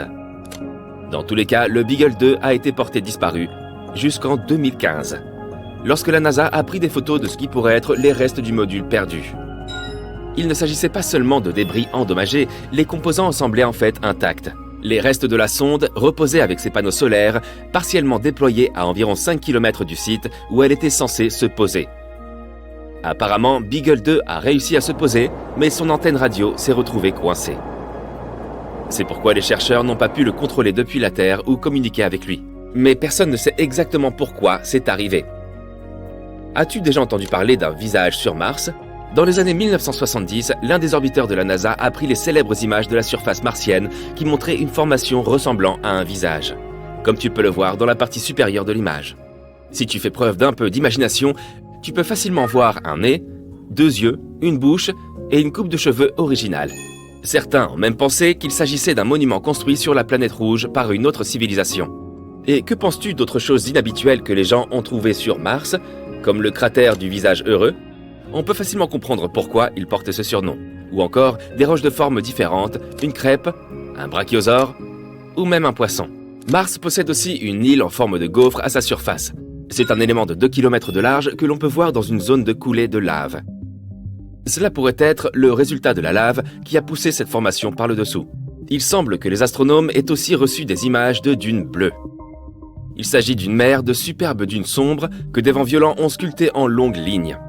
Elles entourent la calotte polaire nord de la planète et couvrent une région aussi grande que le Texas. Yeeha! La planète rouge est généralement connue pour ses dunes de sable brun. Alors celles-ci ont certainement été une véritable surprise. Mais en réalité, elles ne sont pas vraiment bleues. Si tu pouvais aller sur Mars en ce moment pour y jeter un coup d'œil, tu verrais que ces dunes sont brunes et oranges comme les autres. Et la photo est une image en fausse couleur. Les scientifiques utilisent souvent les fausses couleurs pour mettre en évidence les différences entre 2 éléments. Par exemple, ici, c'est la différence de profondeur. Par ailleurs, la plus grande vallée sur Mars est si grande qu'elle pourrait avaler notre Grand Canyon au petit déjeuner. C'est un fascinant système de canyons de 4000 km de long, appelé Valles Marineris. Et il est 10 fois plus long que le Grand Canyon. Si on pouvait étirer ce canyon martien, il irait d'une côte à l'autre des États-Unis. Comme Mars n'a pas de tectonique de plaques active, personne ne sait avec certitude comment ce canyon s'est formé. Selon une théorie, une chaîne de volcans, Dôme de Tharsis, située à l'autre côté de Mars, celle qui comprend Olympus Mons, a courbé la croûte martienne depuis le côté opposé de la planète. Cette puissante force a provoqué des fissures dans la croûte et mis en mouvement les énormes quantités d'eau qui se trouvaient sous la surface. Cette eau a ensuite émergé et a sculpté la roche. Cette force a aussi animé les glaciers. Et il semble possible qu'ils aient créé de nouveaux chemins dans ce gigantesque système de canyons. Les volcans de la surface martienne pourraient être entrés en éruption il y a environ 50 000 ans, bien que les éruptions les plus puissantes se soient produites il y a 3 à 4 milliards d'années. Mais la planète ne compte pas de volcans actifs aujourd'hui. L'essentiel de la chaleur stockée à l'intérieur de la planète pendant sa formation s'est dispersé. Donc à présent, la croûte externe de Mars est bien trop épaisse pour que la roche fondue atteigne sa surface. Mais il y a très longtemps, des éruptions ont formé des volcans gigantesques. Et ces volcans ont très probablement joué un rôle important dans la fonte des dépôts de glace, qui ont libéré des crues d'eau sur la surface martienne. Mars a une atmosphère mince, avec un volume de gaz, principalement du dioxyde de carbone, inférieur à 1% de celui de la Terre. Mais il y a 4 milliards d'années, elle était beaucoup plus chaude et humide que maintenant. Son atmosphère devait aussi être plus épaisse qu'à cette époque. C'est pourquoi elle a pu générer un puissant effet de serre et piéger la lumière du Soleil. Mars possédait aussi un puissant champ magnétique. Comme celui de la Terre, il s'était formé à cause des courants de métaux en fusion dans le noyau de la planète. Mais contrairement à notre planète, Mars a perdu son champ magnétique suite au refroidissement de son noyau. Et sans lui, la planète n'avait aucune protection contre les vents solaires, qui sont un flux de particules chargées provenant du Soleil. Le vent solaire a arraché la plupart de l'atmosphère de Mars en seulement 200 millions d'années, à peu de choses près. C'est ce qui rend ces puissantes tempêtes de poussière martienne encore plus intenses. Mars a une histoire fascinante, à en juger par les glaciers de la planète. Planète qui a probablement connu de multiples périodes glaciaires, tout comme la Terre. Une équipe de chercheurs a obtenu des images d'environ 60 000 roches martiennes. Ces roches étaient de différentes tailles et réparties un peu partout, ce qui signifie qu'elles se sont probablement formées au cours de différentes périodes glaciaires. Les glaciers recèlent aussi leur propre histoire. Qui sait quel type de gaz, de roches ou même de microbes pourrait être piégé à l'intérieur? Si tu pouvais monter dans une machine à remonter le temps et l'arrêter il y a 4 milliards d'années, sur Mars bien sûr, il y a de fortes chances que tu assistes à des scènes d'inondations spectaculaires. Peut-être y aura-t-il même une forme de vie à la surface de la planète. Un fort impact de météorites responsable de la formation du cratère Gale sur la planète rouge pourrait être à l'origine de cette méga inondation. Après cette collision, les températures sur la planète sont devenues incroyablement élevées. Cela a provoqué la fonte de toute la glace qui était stockée sur la surface martienne à ce moment-là. L'inondation était tellement immense qu'elle a altéré la structure géologique de la surface de la planète. Elle a creusé de grandes rides et des vagues dans la roche sédimentaire. En parlant d'eau, on a remarqué que de la vapeur s'échappait de l'atmosphère de Mars. De plus, les chercheurs ont trouvé des preuves de présence d'eau à la surface de la planète. Le sol présente des stries sombres qui semblent s'agrandir en été et rétrécir en hiver. La planète compte de nombreuses vallées et rivières asséchées. Il est possible que de l'eau liquide y ait coulé autrefois. Maintenant, la plupart de cette eau pourrait être renfermée dans des calottes glaciaires ou même cachée sous la surface. De plus en plus de choses nous laissent penser que Mars a un jour été habitable. Mars est la seule planète que nous connaissions où vivent uniquement des robots. 5 rovers composent la population martienne. Il s'agit de Perseverance, Opportunity, Spirit, Sojourner et Curiosity. Ces robots sont là pour prendre des photos et prélever des échantillons de sol et d'air et peut-être même trouver de la vie sur la planète rouge. Et un jour, nous les retrouverons peut-être sur Mars. Qui sait? Ah, et au fait, si tu pouvais vraiment monter dans une machine à remonter le temps et l'arrêter il y a 4 milliards d'années sur Mars, j'aimerais beaucoup t'inviter à déjeuner pour en parler. C'est moi qui régale. Imagine-toi aux commandes d'un vaisseau spatial filant à travers un nuage d'astéroïdes. Tu en esquives un premier, un second, et soudain, tu écrases l'accélérateur pour te cracher volontairement et à toute allure sur un astéroïde. C'est exactement ce que la NASA se prépare bientôt à faire. La mission débute à la base aérienne militaire de Vandenberg, en Californie, le 24 novembre. Suivons-la étape par étape. Le propulseur d'appoint Falcon 9 est déjà sur la rampe de lancement. Celle-ci est aussi haute qu'un immeuble de 22 étages, ou que 11 girafes, et elle peut envoyer environ 8 tonnes de matériel en orbite. On pourrait donc envoyer un gros éléphant dans l'espace, et lui fournir aussi une bonne réserve de nourriture. Compte à rebours. 3, 2, 1, allumage. Des nuages de fumée se forment et la fusée commence à prendre de l'altitude. 9 moteurs fonctionnent à pleine puissance pour faire accélérer l'appareil. À son pic, celui-ci atteint une vitesse 10 fois supérieure à celle du son. Puis les moteurs de la fusée s'éteignent, le premier étage se désarime pour retourner sur Terre. Quelques secondes plus tard, le deuxième étage reçoit son ordre d'allumage. Son unique moteur se met en marche et la fusée s'élève encore plus haut vers son orbite. La capsule de transport s'ouvre alors et libère l'engin spatial DART. DART, fléchette en français, est l'acronyme anglais qui désigne la mission consistant à tester la déviation d'un astéroïde double. Une fois libéré, le vaisseau déploie ses 2 grands panneaux solaires.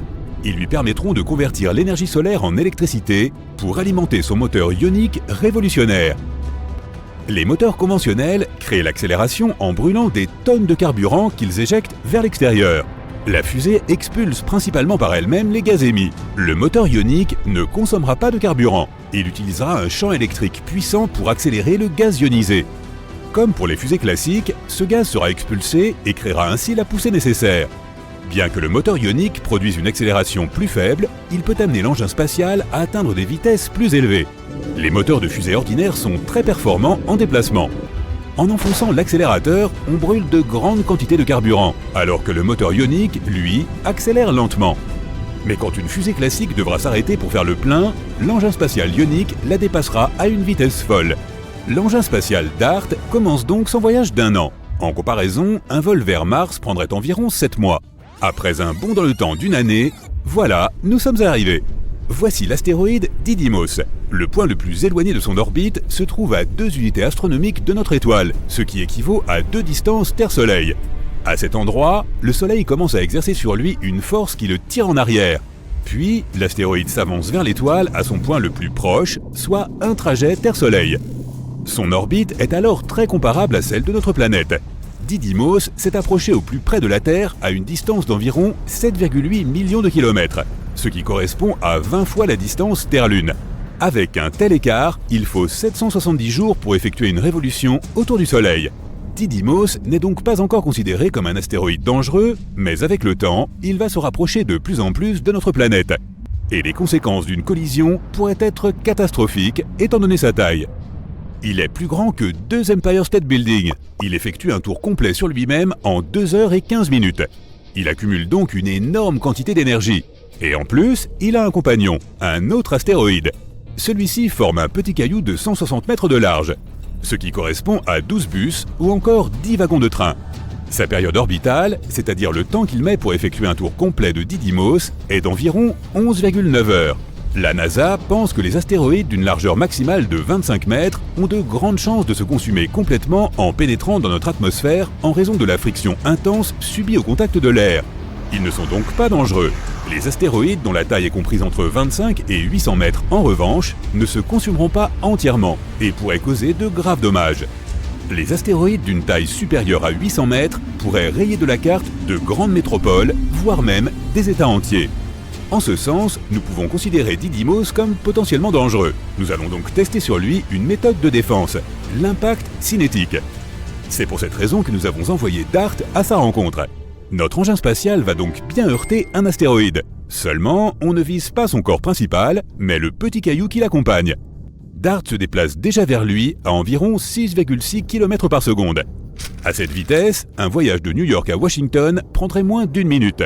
Un trajet d'une côte à l'autre des États-Unis, environ 10 minutes.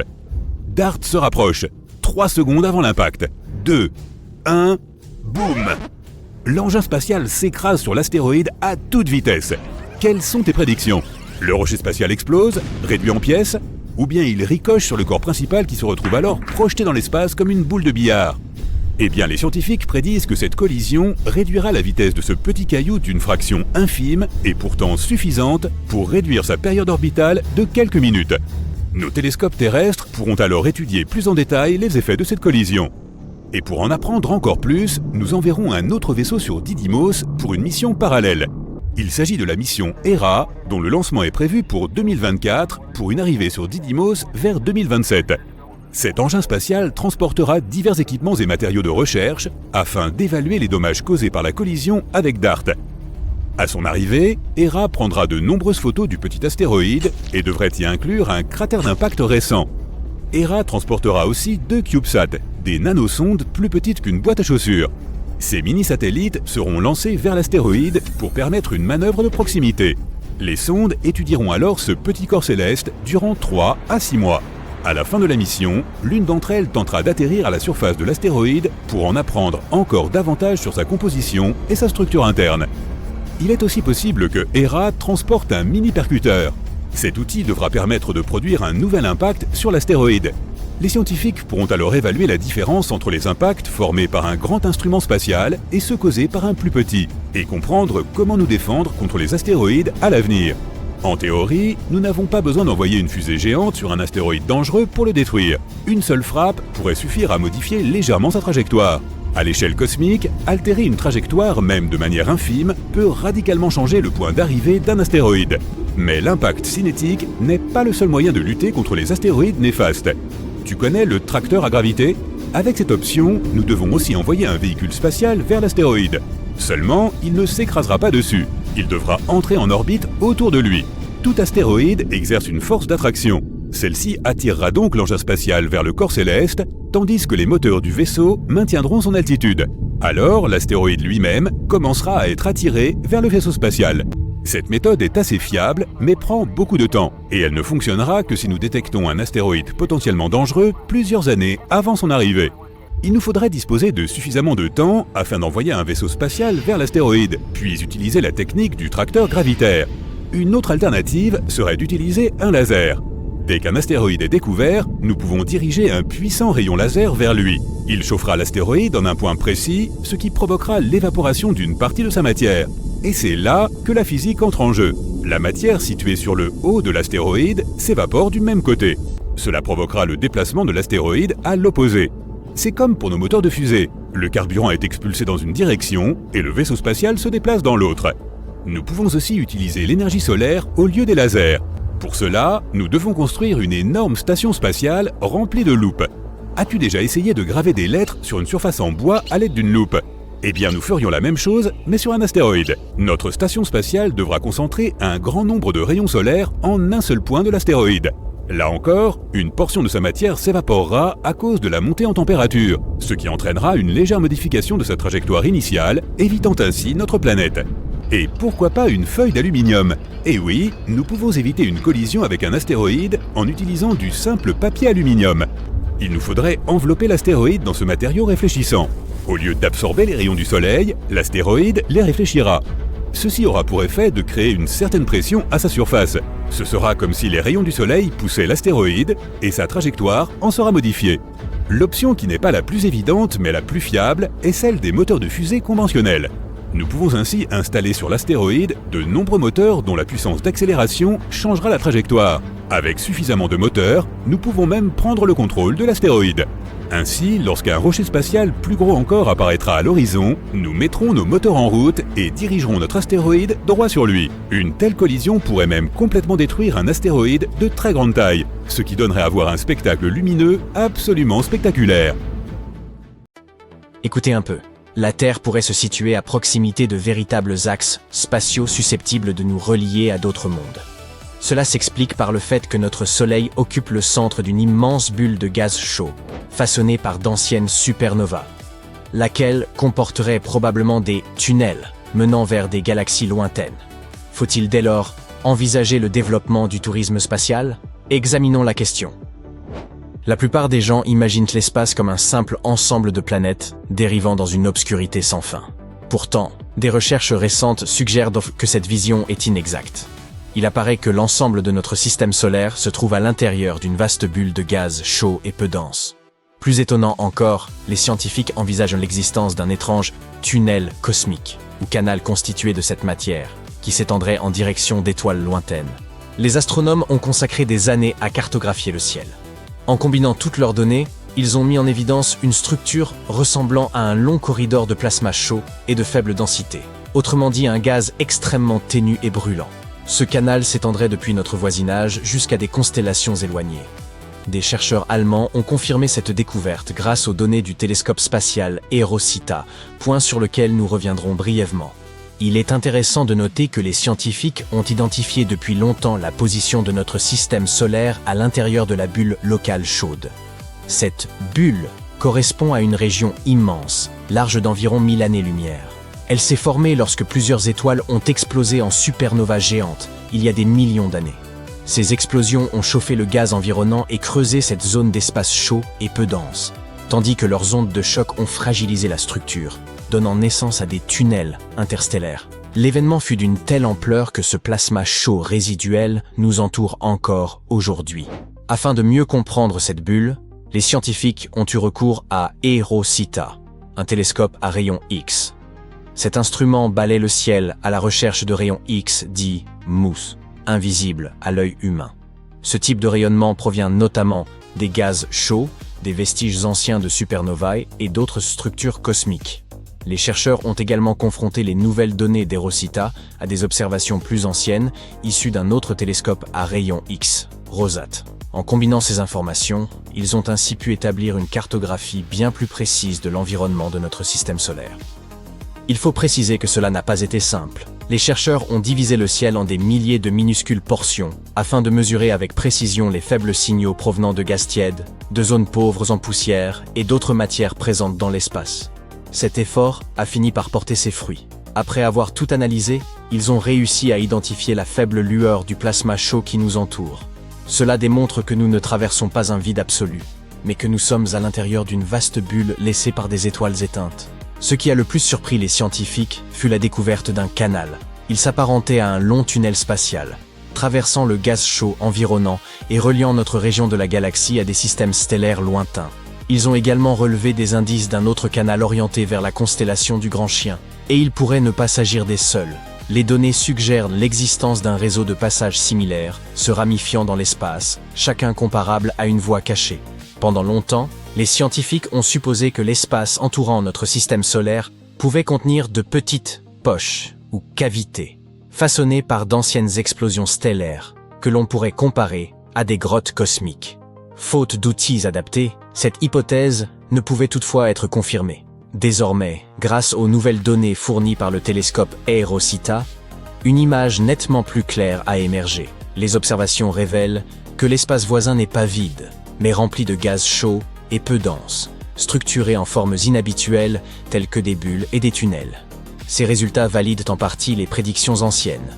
Nous vivons au sein d'une vaste bulle de gaz chaud, reliée à d'autres bulles par de longs canaux de faible densité. L'étude montre également que la pression interne de cette bulle est inférieure aux attentes, ce qui suggère qu'elle n'est peut-être pas entièrement fermée et qu'elle pourrait s'ouvrir en certains points, laissant le gaz chaud s'écouler vers d'autres régions de l'espace. En résumé, cette bulle chaude est loin d'être simple. Certaines de ses parties pourraient constituer des voies ouvertes, tandis que d'autres paraissent obstruées. Y évoluer revient un peu à traverser une forêt. Certaines zones offrent des sentiers dégagés, d'autres sont encombrées d'arbres.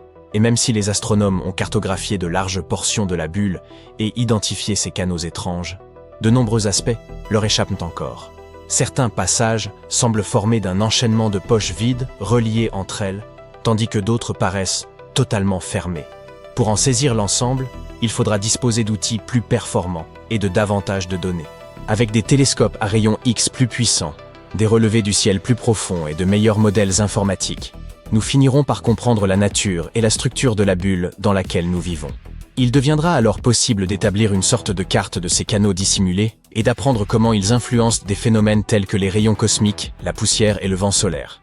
En parlant de télescope, il est impossible de ne pas évoquer celui qui a permis d'établir l'existence même de la bulle qui nous entoure. Les scientifiques cherchaient depuis longtemps à expliquer une faible lueur de rayons X de basse énergie semblant couvrir tout le ciel, sans en connaître l'origine. Puis la mission DXL, soutenue par la NASA, a finalement levé le mystère. Les chercheurs ont utilisé d'anciens détecteurs éprouvés, qui avaient volé pour la première fois sur une fusée dans les années 1970. Grâce à ces instruments, ils ont confirmé que l'essentiel de cette lueur provenait d'une vaste région de gaz surchauffée autour de nous, baptisée bulle locale chaude. Dans les années 1990, une autre mission à rayons X, appelée ROSAT, a produit des cartes assez détaillées du ciel. Elle a alors mis en évidence un fait surprenant. Les comètes émettaient elles aussi des rayons X mous. Les chercheurs ont ensuite compris que cela se produisait lorsque le vent solaire, des particules rapides issues du Soleil, entrait en collision avec des atomes neutres. Ce phénomène, nommé échange de charges, peut survenir presque partout dans l'espace. Pour cette raison, certains ont commencé à douter que la bulle locale chaude soit vraiment la principale source de lueur en rayons X. Pour tester cette hypothèse, DXL a été lancé le 12 décembre 2012 depuis le Nouveau-Mexique. La fusée s'est élevée dans la haute atmosphère durant environ 5 minutes, offrant aux instruments une vue dégagée de l'espace. L'objectif était d'observer une situation de pire scénario, où de nombreux échanges de charges pourraient se produire. Actuellement, notre système solaire traverse un nuage de gaz froid appelé le nuage interstellaire local, également surnommé la peluche locale. Des atomes neutres d'hydrogène et d'hélium issus de ce nuage se déplacent à grande vitesse à travers notre système solaire. L'hydrogène est facilement influencé par diverses forces, tandis que l'hélium suit surtout l'attraction gravitationnelle du Soleil. Il en résulte un cône de focalisation, une région enrichie en hélium, que la Terre traverse chaque mois de décembre. Ce cône constitue un lieu idéal pour étudier l'échange de charges, car il contient davantage d'atomes neutres que la normale. Que se passe-t-il lors de l'échange de charges? Le vent solaire provient de la couronne du Soleil, la couche externe extrêmement chaude de l'étoile. Les particules de ce vent ont perdu de nombreux électrons. Lorsqu'une de ces particules percute un atome neutre, elle peut donc lui en arracher un. Cet électron émet alors brièvement un rayon X mou, ce qui crée la lueur observée. À des fins de comparaison, les chercheurs ont aussi analysé d'anciennes données de Rosa datant de 1990, recueillies dans une direction éloignée du cône d'hélium, où l'échange de charges devait être faible. En combinant l'ensemble des résultats, ils ont établi qu'environ 40% seulement des rayons X mou provenaient de l'intérieur de notre système solaire, tandis que le reste, soit la majorité, émanait de la bulle locale chaude. Cela confirme que l'immense nuage de gaz chaud qui nous entoure constitue bien la principale source de la lueur en rayons X. Mais revenons à la découverte du tunnel spatial intergalactique. Elle nous rappelle utilement que l'espace peut paraître calme et vide lorsque vous le contemplez, alors que ce n'est pas le cas. L'environnement spatial qui nous entoure contient en réalité de la poussière, du plasma, des radiations, des champs magnétiques et d'étranges tunnels. Tous ces éléments se mêlent et tourbillonnent ensemble, rendant l'espace bien plus complexe qu'un simple vide. Prenez un petit satellite, attachez-le à la navette avec 19 km de câble, puis envoyez-le faire une sortie dans l'espace. L'idée pourrait sembler tout droit sortie d'un scénario délirant pour une vidéo YouTube, mais elle provenait bel et bien de la NASA. En 1996, elle s'est associée à l'agence spatiale italienne pour tenter l'une des expériences orbitales les plus audacieuses et les plus singulières jamais envisagées. La mission, baptisée TSS Honor pour Tethered Satellite System Honor, reposait sur un plan précis. Déployer un satellite depuis la navette spatiale Columbia au moyen d'un câble capable de conduire un courant électrique. Tandis que la navette filait autour de la Terre, cette longue amarre devait couper les lignes du champ magnétique terrestre. En termes de physique, le déplacement d'un conducteur dans un champ magnétique produit de l'électricité. L'ensemble navette-câble-satellite allait donc se comporter comme un immense générateur d'énergie en orbite, comparable à une rallonge branchée sur le magnétisme invisible de la planète. La physique à l'origine de cette idée était solide. Les ingénieurs espéraient que le câble produirait une énergie exploitable, pouvant atteindre des milliers de volts. En cas de succès, cela aurait pu transformer l'alimentation électrique des engins spatiaux ou inspirer de nouvelles méthodes de freinage orbital fondées sur la traînée électrodynamique. Le jour du lancement arriva donc. Columbia décolla, l'équipage mit le système en place et commença à libérer le satellite au bout de son très long câble. Au départ, tout se déroulait sans accroc. Le satellite s'éloignait progressivement, le câble se déroulait comme une immense ligne de pêche cosmique, et l'équipe scientifique vibrait d'enthousiasme. À mesure que le lien s'allongeait, la production électrique augmentait, excédant les 3000 volts à son maximum. Tout fonctionnait parfaitement, comme une expérience idéale. Puis, alors que le câble était presque entièrement déployé, à près de 19 km, la situation bascula brutalement. Une décharge électrique localisée traversa l'isolation du câble. Celui-ci forma un arc et se perça en brûlant. Puis, dans une rupture fatale, il finit par céder. En un instant, l'expérience s'était muée en fiasco. L'équipage ne put que regarder le petit satellite, traînant encore son amarre rompue, dérivé dans l'espace comme un ballon perdu au bout de la plus longue ficelle du monde. Des années de travail s'évaporaient, littéralement. Visuellement, la scène avait quelque chose de presque comique. Les journalistes parlèrent de l'expérience spatiale la plus farfelue de l'histoire. Et, à vrai dire, l'image leur donnait raison. On était loin d'une technologie de pointe et bien plus poche d'un jouet attaché une ficelle que l'on aurait laissé dériver au-dessus de la Terre. Pourtant, aussi ridicule que cela ait pu paraître, L'expérience démontra que la physique était correcte. Avant l'échec, le câble avait bien produit une quantité d'électricité importante, exactement comme prévu. Plus de 3000 volts y avaient circulé avant sa destruction. L'emploi de fils conducteurs pour l'énergie et la propulsion spatiale ne relevait donc pas de la science-fiction. Le problème ne venait pas de la théorie, mais de l'ingénierie. L'espace est un environnement impitoyable, et la moindre faille dans l'isolation a suffi à condamner toute la mission. Même si TSS Lunaire s'est achevé par une rupture brutale, l'expérience a laissé de précieuses données. Les ingénieurs ont mieux compris le comportement des systèmes attachés en orbite, et le concept demeure d'actualité. Les chercheurs continuent d'explorer l'usage des câbles spatiaux, qu'il s'agisse de dispositifs de désorbitation de satellites ou de futures centrales énergétiques orbitales. Ainsi, ce câble rompu a pu être une déception en 1996, mais il ne marquait pas la fin de l'histoire. Si l'idée d'un satellite suspendu à un câble ne vous paraît pas assez audacieuse, considérez 2 araignées néphiles à bord de la Station spatiale internationale. En 2011, la NASA envoya Gladys et Esmeralda dans l'espace à bord de la navette Endeavour pour répondre à une question simple. Les araignées peuvent-elles tisser des toiles en microgravité? Il s'avère que oui. L'expérience dura 45 jours. En orbite, les araignées tissèrent des toiles étonnamment symétriques, presque parfaitement circulaires, contrairement aux structures légèrement asymétriques observées sur Terre. Privées de repères verticaux, elles utilisèrent la lumière de leur habitat pour s'orienter. Sur Terre, la gravité guide l'extension des pattes et le filage de la soie. Mais dans l'espace, les lampes devinrent leur nouveau point de référence. L'expérience de 2011 n'était toutefois pas la première incursion spatiale des Speedernautes. En 1973, la NASA envoya 2 hyperdiadèmes, nommés Arabella et Anita, à bord de Skylab 3. L'idée de cette expérience provenait en réalité d'une lycéenne de 17 ans du Massachusetts, Judith Miles. Les araignées furent d'abord placées dans de petits conteneurs, puis encouragées à pénétrer dans un réservoir spécial afin de tisser des toiles en orbite autour de la Terre. Au départ, Arabella éprouva des difficultés. Elle mit un certain temps à s'adapter, et sa première toile demeura inachevée. Toutefois, dès le lendemain, elle parvint à la compléter. Au fil des jours, les toiles qu'elle produisit devinrent plus fines et délicates que celles qu'elle tissait sur Terre, avec des variations subtiles d'épaisseur entre les fils. L'objectif des scientifiques ne se limitait pas à l'étude des araignées pour elles-mêmes. Il s'agissait de comprendre comment la microgravité affecte le système nerveux central, non seulement chez les araignées, mais également chez les animaux et l'homme.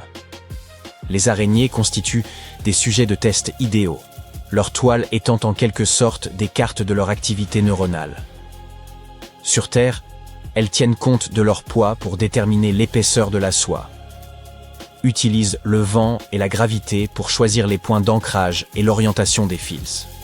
Leur capacité à s'adapter et à construire des toiles en apesanteur fournit ainsi de précieuses indications sur le fonctionnement potentiel de nos systèmes moteurs et de notre cerveau dans un environnement spatial prolongé.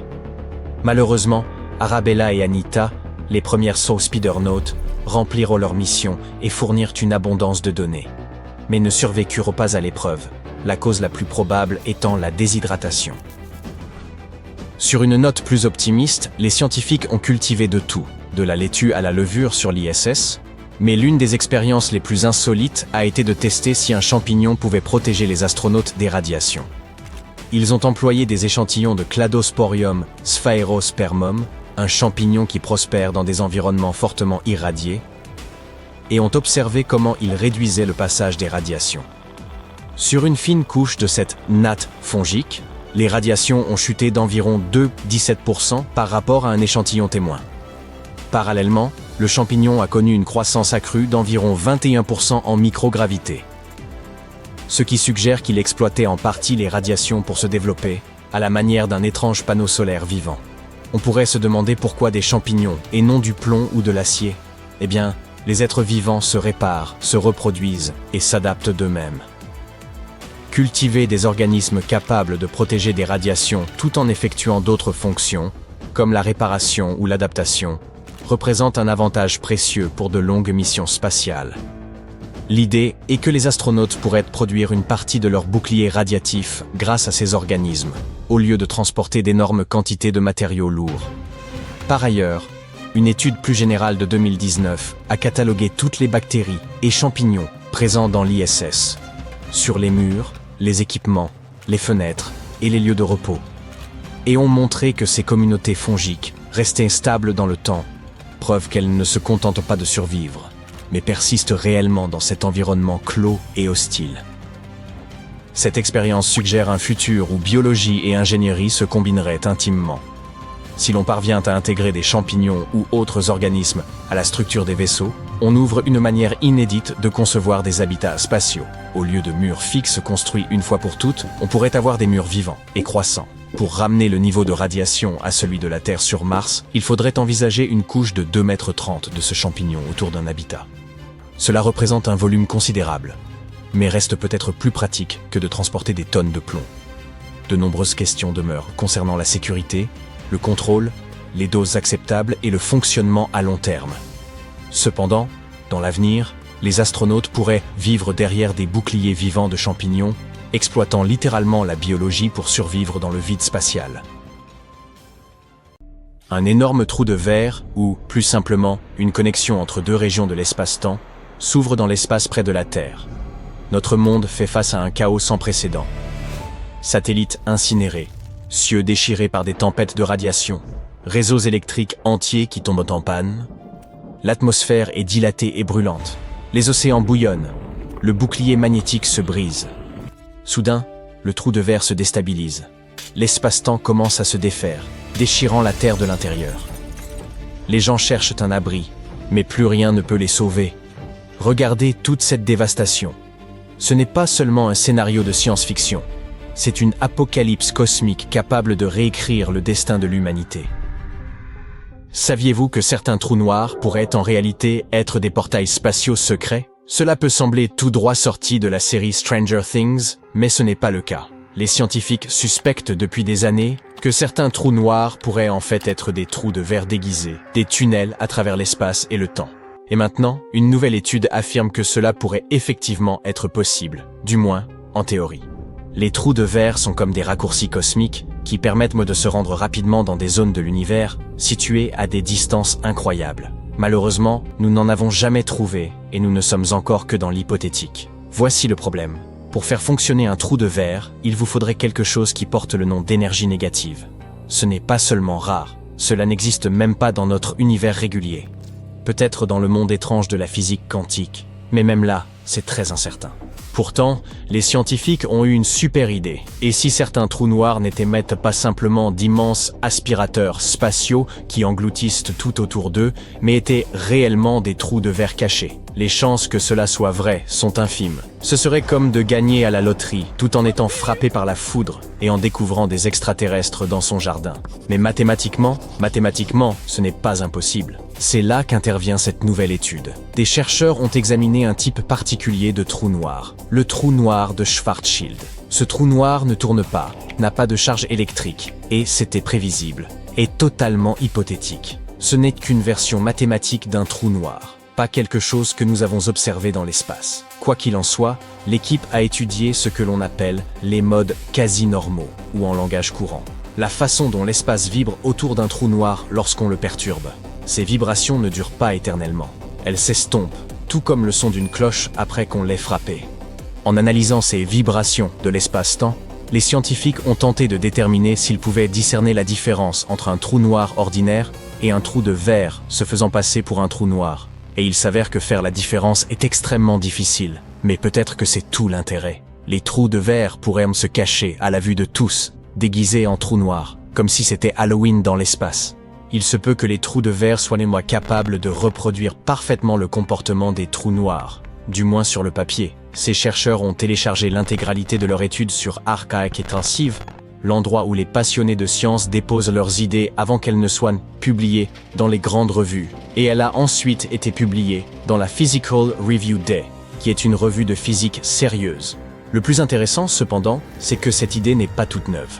Les scientifiques débattent de la question trou noir ou trou de verre depuis des décennies. En 2021, certains chercheurs se sont demandé si les trous noirs géants situés au centre des galaxies et qu'on appelle des noyaux actifs galactiques n'étaient ni pas en fait des entrées de trous de verre. En 2022, une équipe en Bulgarie a déclaré que la lumière provenant d'un trou de verre pourrait sembler presque identique à celle qui émane d'un trou noir. Il existe également une théorie digne de l'imagination la plus débridée, selon laquelle certains trous noirs pourraient être associés à des objets qu'on appelle des trous blancs. En gros, un trou blanc éjecte de la matière au lieu d'en absorber. Ensemble, un trou noir et son trou blanc pourraient former ce qu'on désigne par le terme de trou de verre. Mais personne n'a trouvé de trou blanc non plus, pour l'instant. Donc cette idée reste encore théorique. Au fait, dans cette dernière étude, les auteurs ont montré que les trous de verre et les trous noirs non seulement se ressemblent, mais vibrent également de manière similaire. C'est en calculant les secousses de l'espace-temps autour d'eux, lors d'une collision avec un objet qu'ils ont découvert cela. Donc, notre prochaine étape devrait être d'affiner nos modèles scientifiques, en particulier près de la partie du trou de verre appelée la gorge. Les scientifiques veulent savoir si les trous de verre sont capables d'imiter davantage encore le comportement des trous noirs. Mais c'est délicat. Les maths, à ce niveau, sont extrêmement compliquées. En attendant, que diriez-vous d'en apprendre un peu plus sur ces mystérieux trous de verre? Vous les avez vus dans pas mal de films de science-fiction. Des tunnels spatiaux magiques qui vous permettent de traverser l'univers. Einstein a été le premier à les imaginer. Les trous de verre sont encore à 100% hypothétiques, et nous n'en avons jamais observé un seul. Mais cela n'empêche pas les gens de théoriser. On peut par exemple se demander, et si un trou de verre se mettait à aspirer de la matière comme le fait un trou noir? Si un trou de verre se met à absorber des éléments, comme de la poussière, du gaz ou des débris spatiaux, il peut créer une tornade de plasma, un véritable incendie spatial dans sa gorge. Et cette tempête tourbillonnante peut finir par exploser de l'autre côté du trou de verre, avec une projection de plasma chaud à presque 200 millions de kilomètres par heure, ce qui représente environ 1/5 de la vitesse de la lumière. Il ferait également extrêmement chaud à l'intérieur, aussi chaud que dans un réacteur nucléaire. Bien sûr, tout cela reste théorique. Personne n'a jamais vu un trou de verre faire cela. En fait, personne n'a jamais vu de trou de verre faire quoi que ce soit. Mais les mathématiques disent que cela pourrait arriver si jamais nous trouvons un trou de verre. La bonne nouvelle, c'est que si un tel événement se produisait, nous nous en rendrions probablement compte. Bien que les trous de verre n'aient pas d'horizon des événements, c'est-à-dire de point de non-retour, comme les trous noirs, ils plient néanmoins la lumière. Normalement, ce type d'objet n'est pas observable, mais dans ce cas-là, il deviendrait extrêmement lumineux à cause de la tempête de plasma dont nous venons de parler. Imaginez un trou noir, mais avec un centre lumineux au lieu de l'obscurité totale, et un jet de plasma jaillissant d'un côté comme une gerbe de feu. Mais ne vous faites pas trop d'illusions, on n'en verra pas de sitôt. Même si nous en trouvions un, il ne durerait probablement pas très longtemps. Il se désintégrerait certainement avant même que nous ayons réalisé ce que nous avions sous les yeux. De plus, gardez à l'esprit que les trous de verre pourraient avoir l'air de parfaits trous noirs. Tout au moins aux yeux de ceux qui ne savent pas différencier les différentes façons qu'ont les ondes lumineuses de s'aligner. Maintenant, parlons un peu des trous noirs eux-mêmes. Vous les connaissez probablement comme ces monstres cosmiques fous qui aspirent tout ce qui se trouve dans leur voisinage. Gaz, poussière, voire même la lumière. Une fois que quelque chose franchit l'horizon des événements d'un trou noir, le retour est impossible. Les scientifiques disent qu'à l'intérieur, tout est écrasé en un point minuscule qu'on appelle singularité, et que les lois habituelles de la physique se décomposent complètement. Mais en 2010, un physicien nommé Nicodème Poplawski a eu une idée folle. Et si les trous noirs n'avaient pas de singularité? Et si, au lieu de cela, le centre d'un trou noir était en réalité une porte donnant sur un autre univers? Peut-être que tout notre univers est né d'un peu de matière éjectée d'un trou noir branché sur un univers parent? La théorie de Poplawski utilise le concept de torsion, une force gravitationnelle empêchant la matière de se faire écraser infiniment. Grâce à la torsion, au lieu de s'effondrer dans une singularité, la matière à l'intérieur d'un trou noir créerait un tunnel, un pont d'Einstein-Rosen ou simplement un trou de verre, reliant un trou noir à un trou blanc. Imaginez de la matière tombant dans un trou noir dans un univers, puis ressortant dans un autre univers, par l'ouverture d'un trou blanc.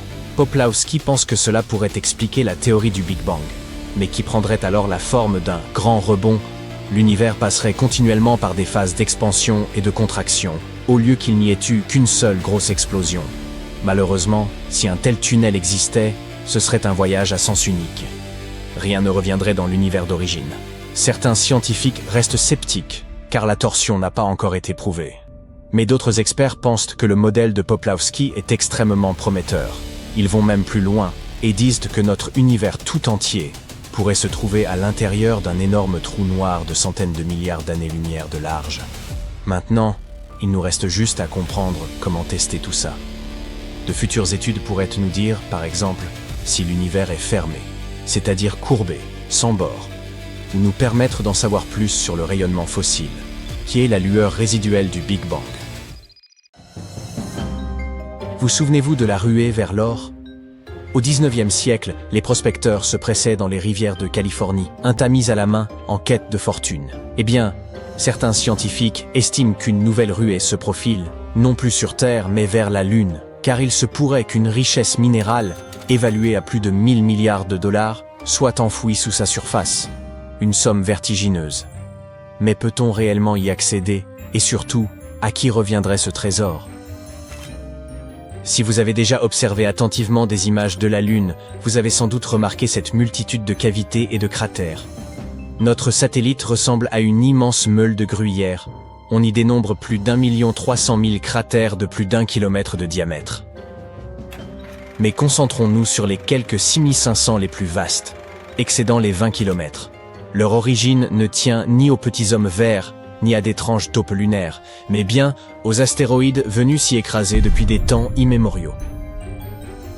Les chercheurs ont comparé des relevés lunaires à des échantillons de météorites et, après analyse, ils soupçonnent une immense réserve de platine dissimulée dans ces cratères. Ce qui les enthousiasme, c'est que nombre de ces métaux se situeraient à seulement quelques mètres sous la surface. Dépourvus d'atmosphère, la Lune ne connaît ni vent, ni pluie, ni séisme, capable de tout bouleverser. Ainsi, les impacts d'astéroïdes y ont laissé leur trésor presque intact, enfoui dans la poussière pendant des millions d'années. Chaque cratère agit comme un vaste réceptacle cosmique, piégeant platine, iridium, palladium et autres métaux rares. Sur Terre, il faut creuser à des profondeurs extrêmes pour en extraire d'infimes traces. D'ailleurs, saviez-vous que la plupart de l'or exploitable sur Terre provenait sans doute d'anciennes météorites ? Lors de la formation de notre planète, l'or originel s'est enfoncé jusqu'au noyau. Celui que nous extrayons aujourd'hui serait donc issu des roches spatiales ayant percuté la croûte terrestre il y a des milliards d'années. Vous vous demandez peut-être pourquoi ne pas plutôt viser les astéroïdes pour y creuser ? Tout simplement parce qu'ils sont inaccessibles. Certes, l'idée d'y extraire des minerais est envisageable en théorie, mais la Lune demeure infiniment plus proche et bien plus aisée à atteindre que ces roches errantes. Nous y avons déjà posé le pied et rapporté des fragments sur Terre. Elle nous est donc familière. L'exploiter constituerait une étape plus logique et plus prudente avant de s'attaquer à des astéroïdes au comportement imprévisible. Ceux-ci, néanmoins, figurent déjà sur la liste des futures cibles. Par ailleurs, l'exploitation lunaire ne se résume pas à la recherche de richesses. Certains cratères renferment de la glace d'eau, comme l'ont révélé plusieurs missions, notamment le Lunar Reconnaissance Orbiter de la NASA et la mission indienne Chandrayaan-1, qui ont détecté des dépôts gelés dans les zones sombres proches des pôles. Cette glace est d'une valeur inestimable, car elle peut être décomposée en hydrogène et en oxygène, les éléments essentiels à la fabrication du carburant spatial, mais aussi purifiés pour servir à la consommation humaine ou à la culture de végétaux. Imaginez que l'on puisse faire le plein des vaisseaux directement sur la Lune, avant de repartir vers d'autres planètes. Non seulement cela paraît impressionnant, mais c'est aussi d'une redoutable efficacité économique et logistique. Une telle solution réduirait considérablement les coûts et les efforts. Et tant qu'à s'y arrêter, pourquoi ne pas y établir une véritable base ? L'objectif serait de bâtir une base spatiale entièrement nouvelle et de faire de la Lune un tremplin vers les confins du système solaire. Une telle installation permettrait aux chercheurs d'étudier les phénomènes extrêmes de l'espace, d'expérimenter la construction d'habitats et de tester des robots dans l'authentique poussière lunaire. L'idée d'un avenir où ces machines diffuseront leur mission en direct depuis la surface de la Lune a de quoi fasciner. Les savoir-faire acquis là-bas seraient décisifs pour s'établir sur Mars ou explorer les lunes de Jupiter et d'autres mondes lointains. Et cela n'a rien d'une utopie. Des sociétés comme Astroforge et Karman Plus développent déjà des technologies d'exploitation minière pour les astéroïdes, et peut-être bientôt pour la Lune. Le programme Artemis de la NASA vise à instaurer une présence humaine durable dans la prochaine décennie, tandis que l'Agence spatiale européenne s'intéresse elle aussi à ses ressources. Bref, voir humains et robots collaborer sur la Lune ne semble plus qu'une question de temps. Mais tout cela est loin d'être simple. L'humanité se heurte à des dilemmes majeurs. Comme au temps de la ruée vers l'or, les règles demeurent floues, presque dignes du Far West. Le traité de l'espace de 1967 interdit à tout État de revendiquer la Lune comme territoire, mais il reste évasif concernant les compagnies privées qui en exploiteraient les ressources. Ainsi, si une entreprise lançait sa fusée et était la première à y extraire du platine, pourrait-elle en revendiquer la propriété? Pour l'instant, la réponse reste incertaine. Les nations débattent activement afin d'éviter que cette nouvelle ruée vers l'or spatial ne dégénère en pugilat lunaire. S'ajoute enfin la question cruciale de la préservation de l'environnement lunaire. Certains cratères, d'une tranquillité absolue, pourraient devenir d'immenses observatoires capables d'examiner l'univers sans interférence radioterrestre. Une exploitation minière proche risquerait toutefois de perturber cet équilibre délicat, soulevant poussière et débris susceptibles d'endommager des instruments scientifiques d'une valeur inestimable. Les chercheurs redoutent aussi que certaines zones, demeurées intactes depuis des milliards d'années, ne soient altérées avant même d'avoir été pleinement explorées. En somme, il s'agit de veiller à ne pas transformer la Lune en chantier industriel avant d'en avoir percé tous les mystères. C'est pourquoi certains spécialistes préconisent que la création de zones protégées sur la Lune, à l'image des parcs nationaux terrestres, où l'exploitation minière et les machines lourdes seraient proscrites. Ainsi, il serait possible de tirer parti des ressources lunaires tout en préservant les sites les plus précieux pour la recherche et la découverte. Mais une question plus vaste demeure. Quel impact tout cela aura-t-il sur nous, simples terriens, incapables d'aller sonder la Lune avec un détecteur de métaux? Les métaux rares qu'elle abrite ne sont pas seulement d'une valeur considérable. Ils pourraient jouer un rôle clé dans les technologies de demain. Les métaux du groupe platine, peut-être présents dans le sol lunaire, servent déjà à la fabrication d'équipements médicaux, de satellites et de certains types de batteries et de piles à combustible. Si la Lune renferme réellement un trésor estimé à plusieurs milliards de dollars, cela pourrait stimuler les industries technologiques et, à terme, en réduire les coûts.